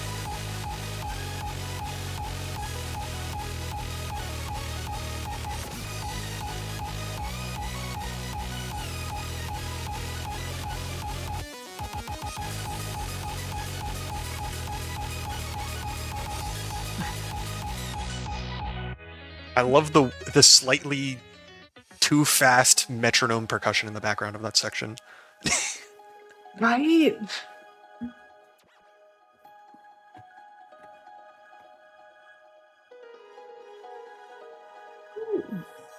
It's a nice mysterious tone. Heck yeah. Oh, that was a little rough. But that's okay. I'm gonna quickly hydrate before we go to our next song. That's a good reminder for everyone else to do the same if you desire. Stay hydrated while you're gaming. It's important. Also, blink. I'm gonna blink That's for a what minute. that's what the B stands for. B stands for blink. Yes. Oh, okay. It's possible to get too locked in playing this game and then forget to blink. Anyways, this is a slightly newer song I added and has rapidly become one of my favorites. Also lyrics, so chat, feel free to sing along if you want. Heck yeah. This game has built-in karaoke. I love that. This is a more recent addition. This was not always in the game, but it's here now. And that's what matters.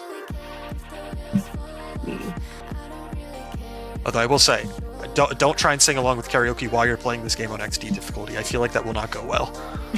I've tried it. Nope, bad idea.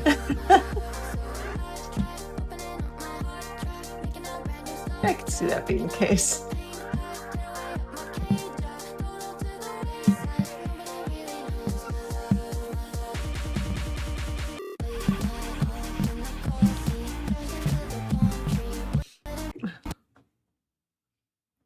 I love this.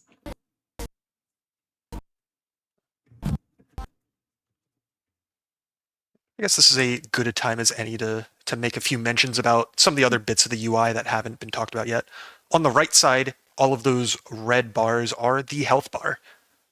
That will go down, obviously, if you miss notes, but as you proceed to hit more notes after that, it will regenerate, so you are not completely stuck with a diminished health bar if something goes wrong. On the left side is obviously your combo, as well as that little star there indicating if the current run-through of the song is still in FC. Something I do like about this game is We were grooving a little bit too hard, but we are back with Speedruns XD, and I'm gonna hand it on over right back to Sal. Yeah, you know, we just got a little too excited there. We're going to restart Wayside so that you don't miss any of the wonderful track this is. We're going to start that again in 3, 2, 1, go. Yeah, be careful when navigating the rhythm dimension. Things can go wrong sometimes. Mood. Anyways, Sam, I think we're talking about UI. Yes, I was, before the rhythm dimension so rudely interrupted me. But yes, I'll just give the whole rundown from the beginning, because I don't know which part exactly I got cut off at, but the right side there, that's your health bar. You know, red bars for your health. That's pretty standard stuff. If you miss some notes, it'll go down. If you proceed to hit notes afterwards, it'll go back up. It's a pretty generous health bar overall. You know, it wants you to do well, but it's a firm guiding hand to make sure you still have to hit the notes in order to beat the song. On the left side there, that is the combo meter with a green star indicating if your current attempt is still an FC or a full combo. And another fun thing about the combo in this game is that when you do miss a note, it just drops you down from 4x to 3x to 2x, all the way down to 1x after you miss a few notes in a row, but it does not drop you all the way back down to 1x immediately. Because a lot of other games, no mercy, you miss a note, your entire combo is gone. Very unfortunate, but it is very convenient that if you only miss a single note, you could just get your combo right back up to full real quick. Love that. And then right next to the actual combo number is the indicator of how accurate all of the notes are. That is specifically for the tap notes, the beats, and all of the spins.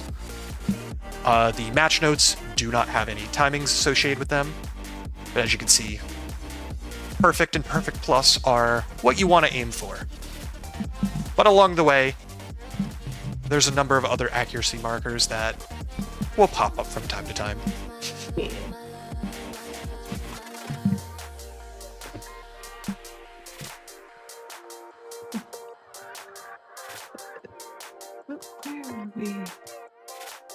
There we go.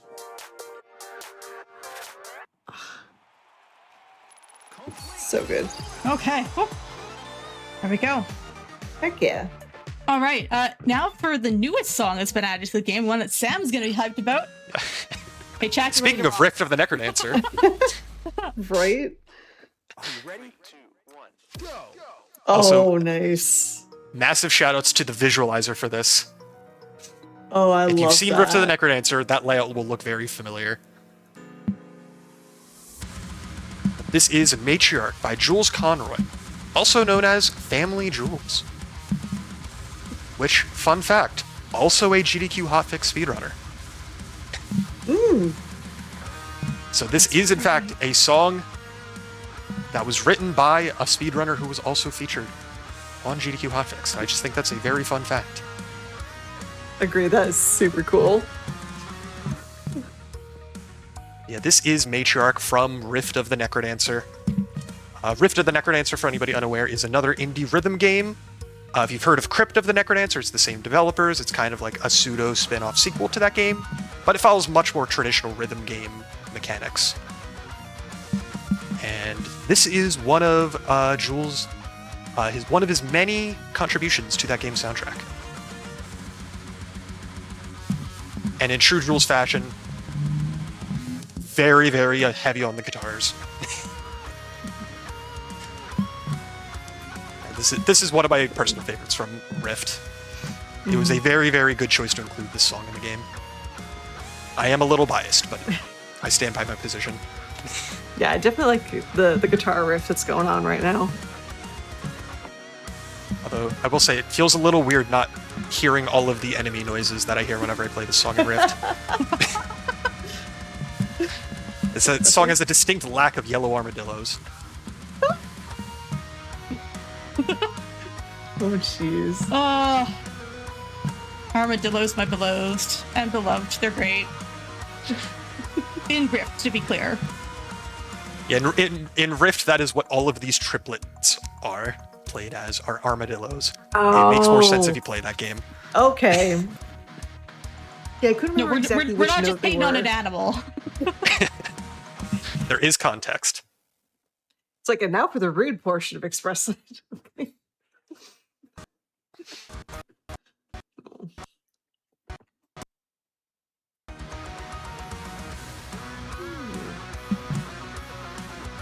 But as somebody who has all too much time in Rift of the Necrodancer, I am just visualizing what the Rift of the Necrodancer chart is and like overlaying it onto how Spin Rhythm decided to interpret all of that in the process. Yeah, it's so interesting when you, because again, so many rhythm games cross over with other ones, and like you'll see games from like, I know Muse Dash and Groove Coaster, like they'll flip flop their songs all the times, but to see how one rhythm game transposes the other game's song, and if you play both rhythm games, it's so cool to see those differences in like the different rhythm mechanics. Ooh, okay, pop off guitar solo.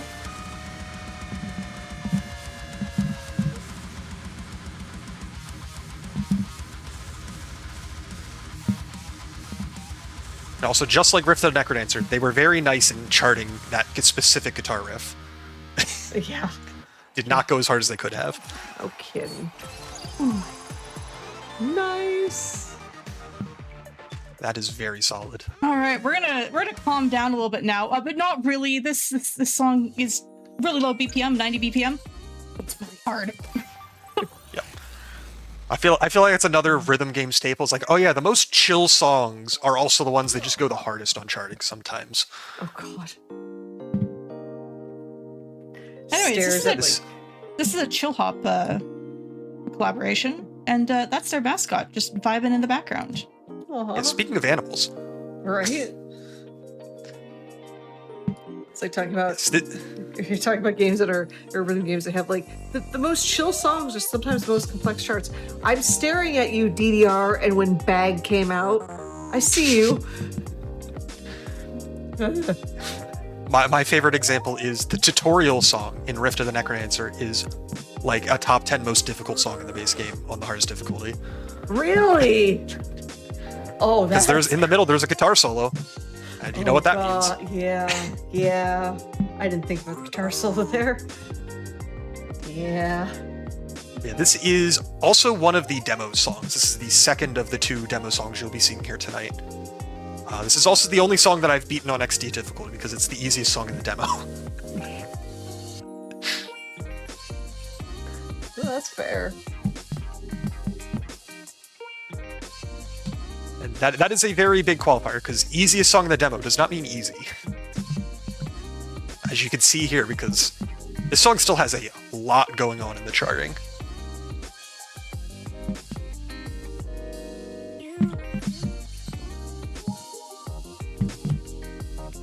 Such a good groove.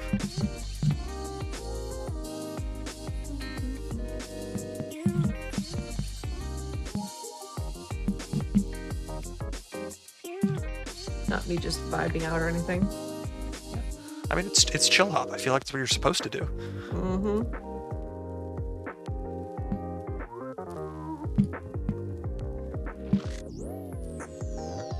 Ooh.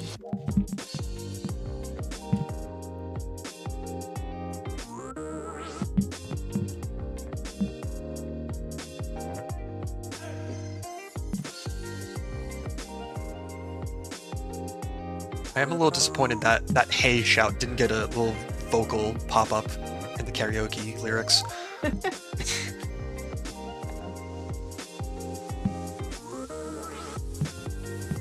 That'd been nice.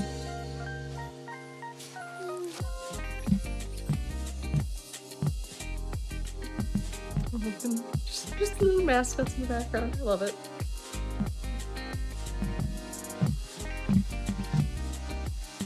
Yeah, all of the songs in the set list have different levels of being able to vibe to them. I feel like this is the vibiest of all the vibe songs that we'll be hearing. Mm. Oh yeah.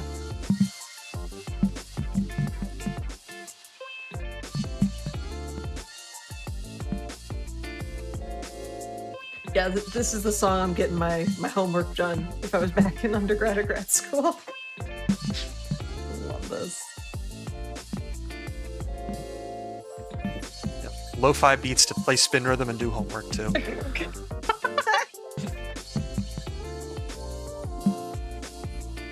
love that.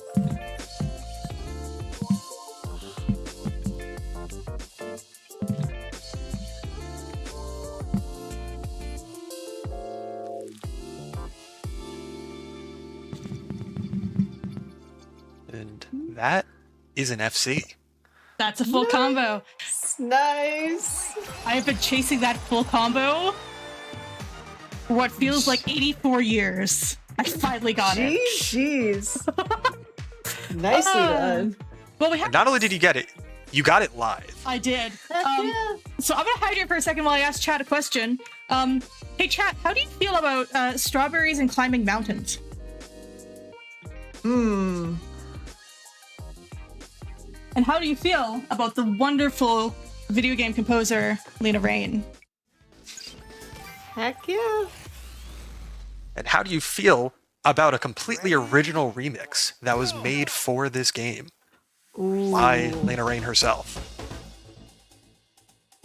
Oh, that's this is cool. Beyond the Heart, remixed for Spin Rhythm. Oh, heck yeah.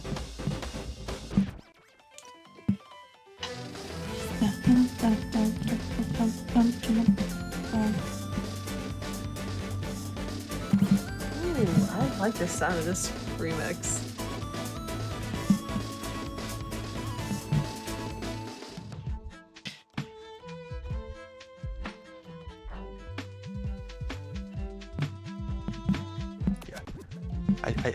I do find it very funny. If I had a nickel for every indie rhythm game that I've played that had an original remix of Celeste music made for it, I'd have 2 nickels. And that's pretty awesome. Agreed.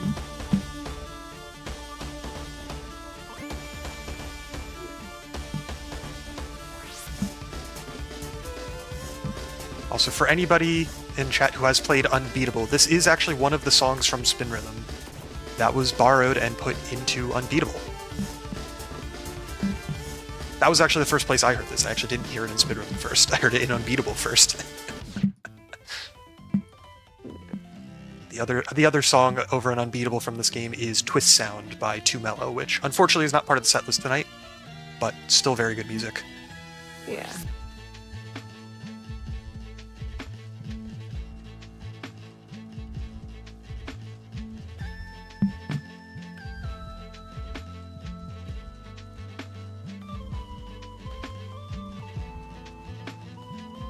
Oh, love the vibe of this.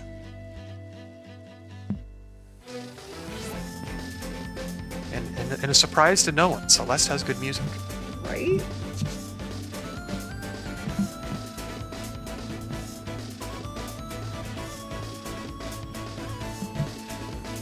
Already go. All right, BRB playing Celeste. BRB, I'm currently doing it. Hey. No, I'm not actually. Oh no, did we lose our showrunner to Celeste? You know what's wild is I've seen so many speedruns of it. I love the soundtrack for it. I have yet to play it. Well, I can recommend it personally. Celeste is very good. But it's just one I'm of those, pretty like, sure 80% of chat would probably have the same opinion. Oh, 100%. It's just one of those, like, platformers and I don't necessarily get along, aka I am absolute garbo at them, but I love watching people, like, speedrun them. I mean, that's the fun thing about Celeste, because Celeste has a lot of accessibility options to make things manageable. This is true. And so in true rhythm game fashion, you can take it at your own speed. All right, Always on board with. we're gonna go to the hardest song. This one has been giving me trouble in practice, so let's hope it cooperates. Heck yeah. In true rhythm game fashion, the numbers do not necessarily translate to what is actually the hardest song for you to play sometimes. Because this is a 26. You'll be seeing up to 28 during this set list tonight. But sometimes the numbers lie a little bit. And sometimes, just personally, sometimes just the charts, for some reason, easier charts are just harder for you. And that just happens sometimes.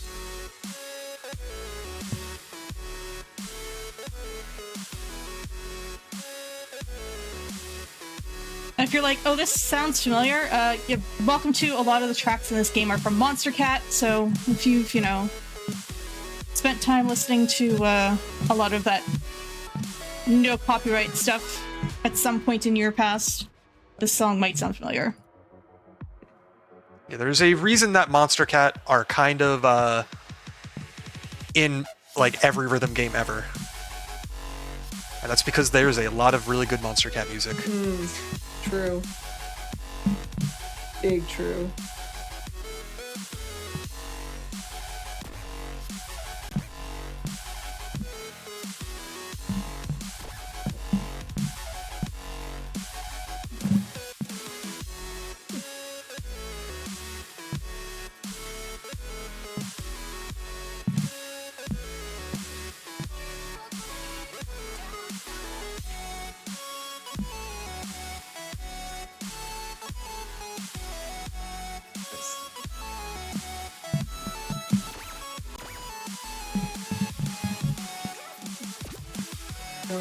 In chat mentioning with the assist features and whatnot, someone else that's also has trouble with platforms like I do, they were able to beat Celeste by doing those. So like, I love that. Absolutely love that.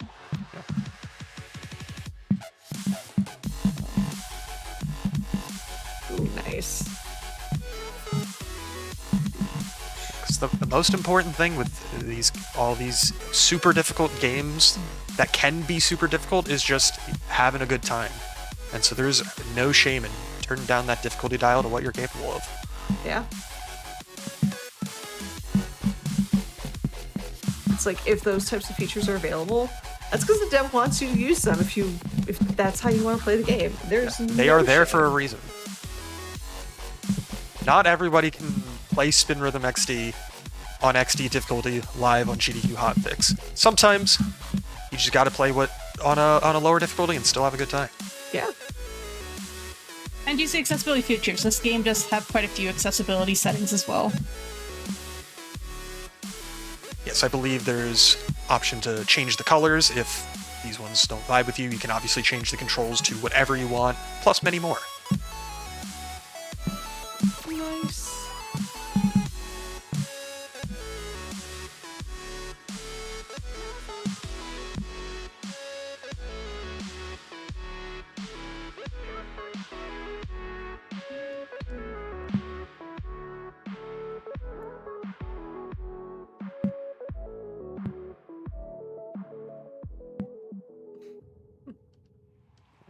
We have survived our flight. Heck yeah. Not bad. I will take a B. That was a little rough. Anyways, speaking of more indie games, hey chat. And speaking does of anyone like unbeatable.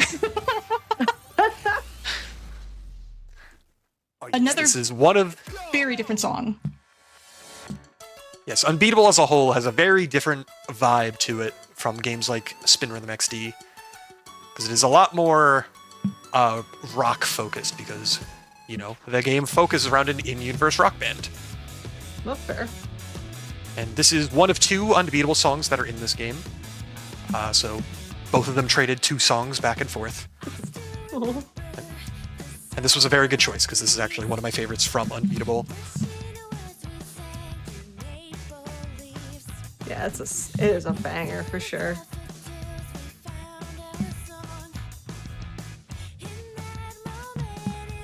Feel free to sing along True. to that. Sing along in the subway station. If you played Unbeatable, you are very familiar with the subway station.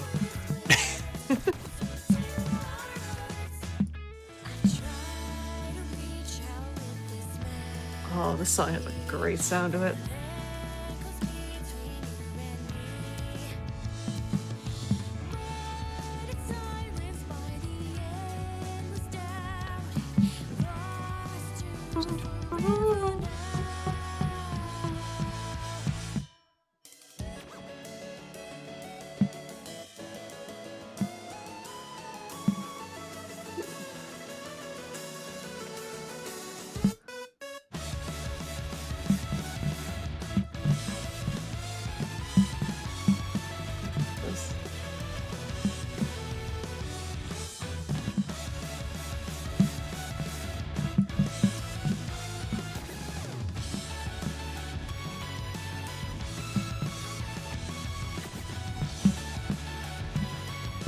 I'm also just a big fan of how the chart in the song lines up with the actual music.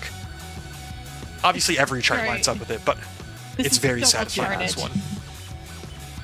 It's like, yeah, I couldn't quite put into words what you just said. I'm like, because yeah, it just has that, it feels just slightly off compared to the other ones, but off in the way that it's more accurate. Like, it's so hard to explain. It fits with the style of song as well. Like, electronic music is intentionally not meant to be played on real instruments by real people. This is played and performed by musicians on live instruments. And that, by default, gives it a very different feeling. True.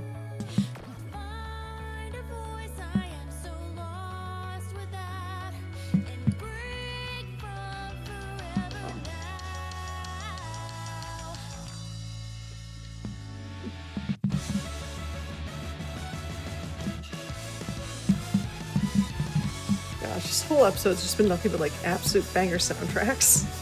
Like, I keep up, like, I'll go to say something, and all of a sudden it's like, okay, I am completely distracted by the music. It's so And good. there's that drum solo that messes me up every time, no matter what version of the chart of the song it is. There's always that one part. Always. Like, I've listened to this song enough to know why that drum solo messes me up, because it feels out of time, even though it isn't. Oh, I hate those. I love those.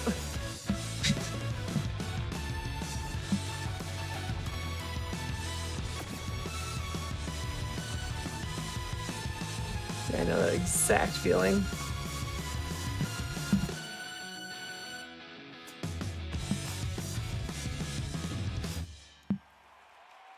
Nice. All right. Good stuff. All right. All right. Chat.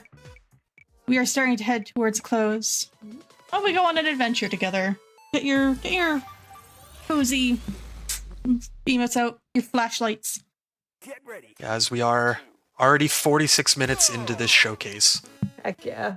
we are very close to the end.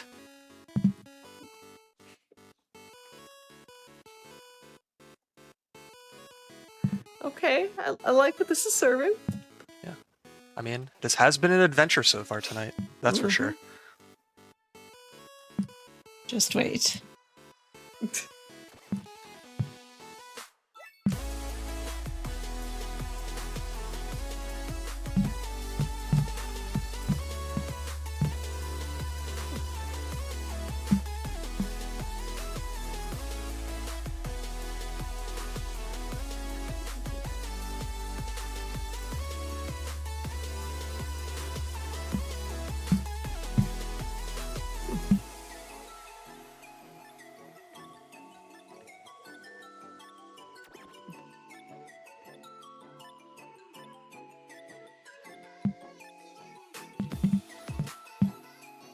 I also love how, like, even though the visualizer is, like, clearly just going, like, off to the side, does, like, loop-de-loops and everything, but the track for the chart still is, although it has that slight movement, it's fairly, like, stationary, which is so easy to read.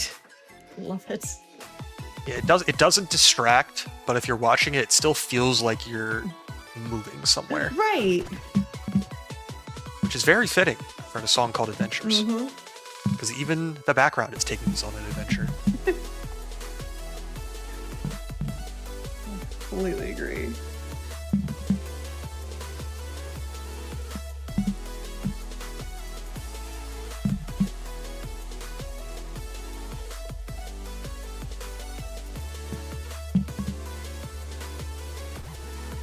I don't remember if it was talked on at the very beginning, but I'm seeing a lot of perfects and perfect pluses. Like, I mean, what's better than a perfect? A perfect plus? Yeah, Like I mentioned earlier that those are basically just the accuracy ratings for hitting your notes, and a perfect plus is literally just that. It's a better perfect. I don't know the exact timings for it, but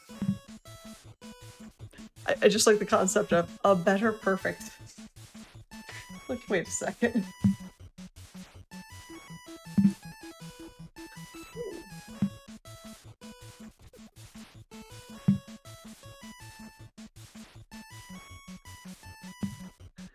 Oh, this song's hitting me in like the 90s feels right now.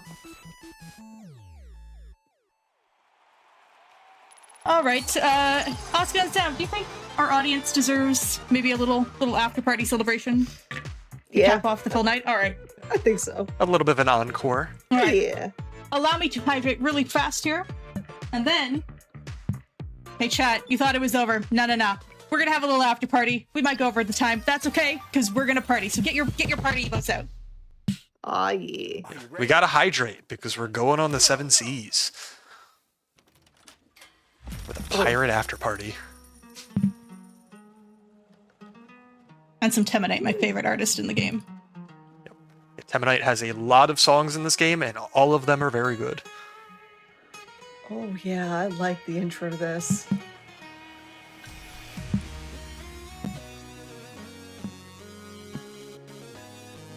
Plus, I'm just a big fan of the seafloor visuals in the back. Yeah. Oh yeah.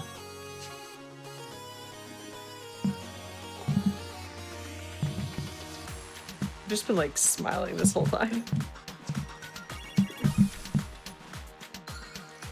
Okay.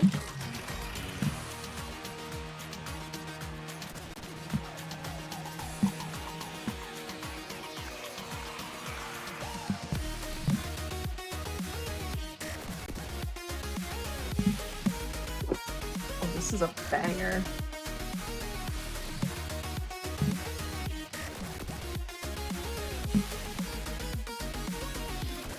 mean, I'm a sucker for any music that's pirate themed, and this is no exception. That is valid. Absolutely valid.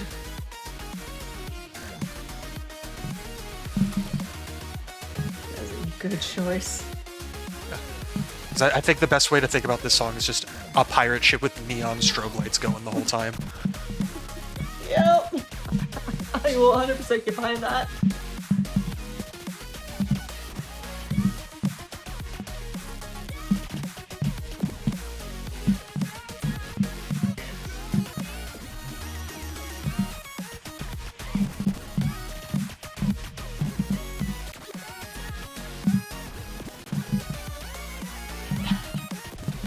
Ooh. Oh. Ooh. Ugh. Bad after party. Max, after what are party. you doing?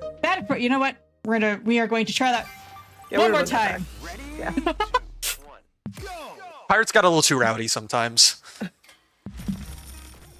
It gives Chad a chance to get even more dance emotes out. Right? Yeah. This is just an excuse to hear the first half of the song again. Mm-hmm. It was 100% intentional. For that exact reason. Yeah, that intro though. Ooh. That is a good intro to a song. But that does just kind of show that, like, while the health bar and the combo system in this game is lenient if you miss notes, things can spiral very quickly if your mouse is not where you think it is. Oh, I believe it. Yeah. That was what's happening. So we're gonna try this again.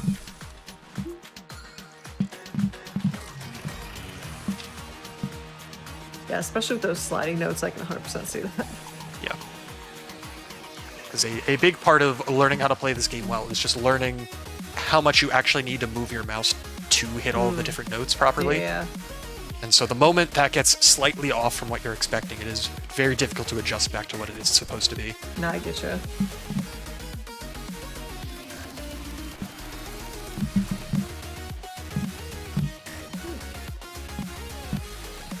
Those are some slick runs.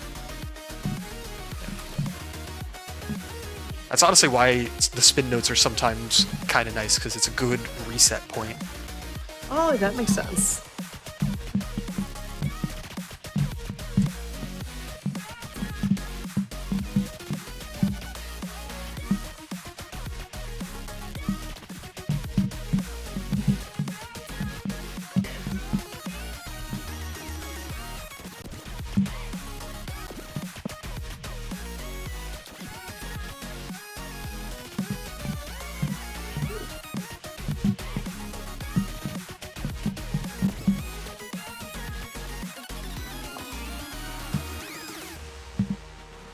Oh, that looks so cool.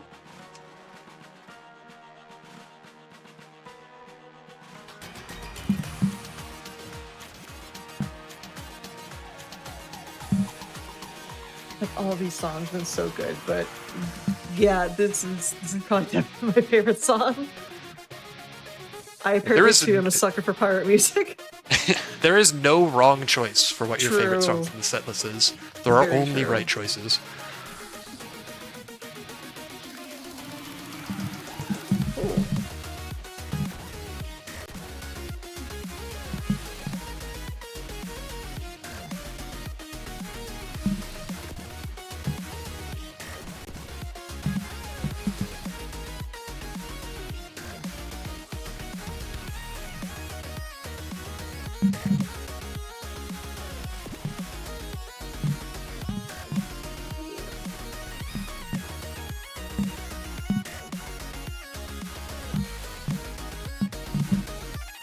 Yeah, this track does a really good job visualizing the music and like how it looks like it, or it sounds like it looks. Oh yeah, because it's got the visualization in the background with all of the volume meters, as well as the chart itself. Oh yeah.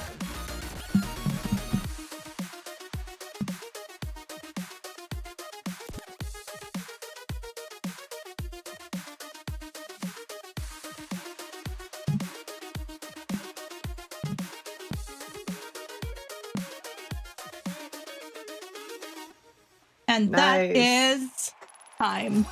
GG. GG's. Oh, that was good. Oh, This is so I hope you good. enjoyed that little after party chat. A little bonus music. Of course. Heck yeah. Yeah. Seb, will I take a moment to hydrate? Where can folks find you?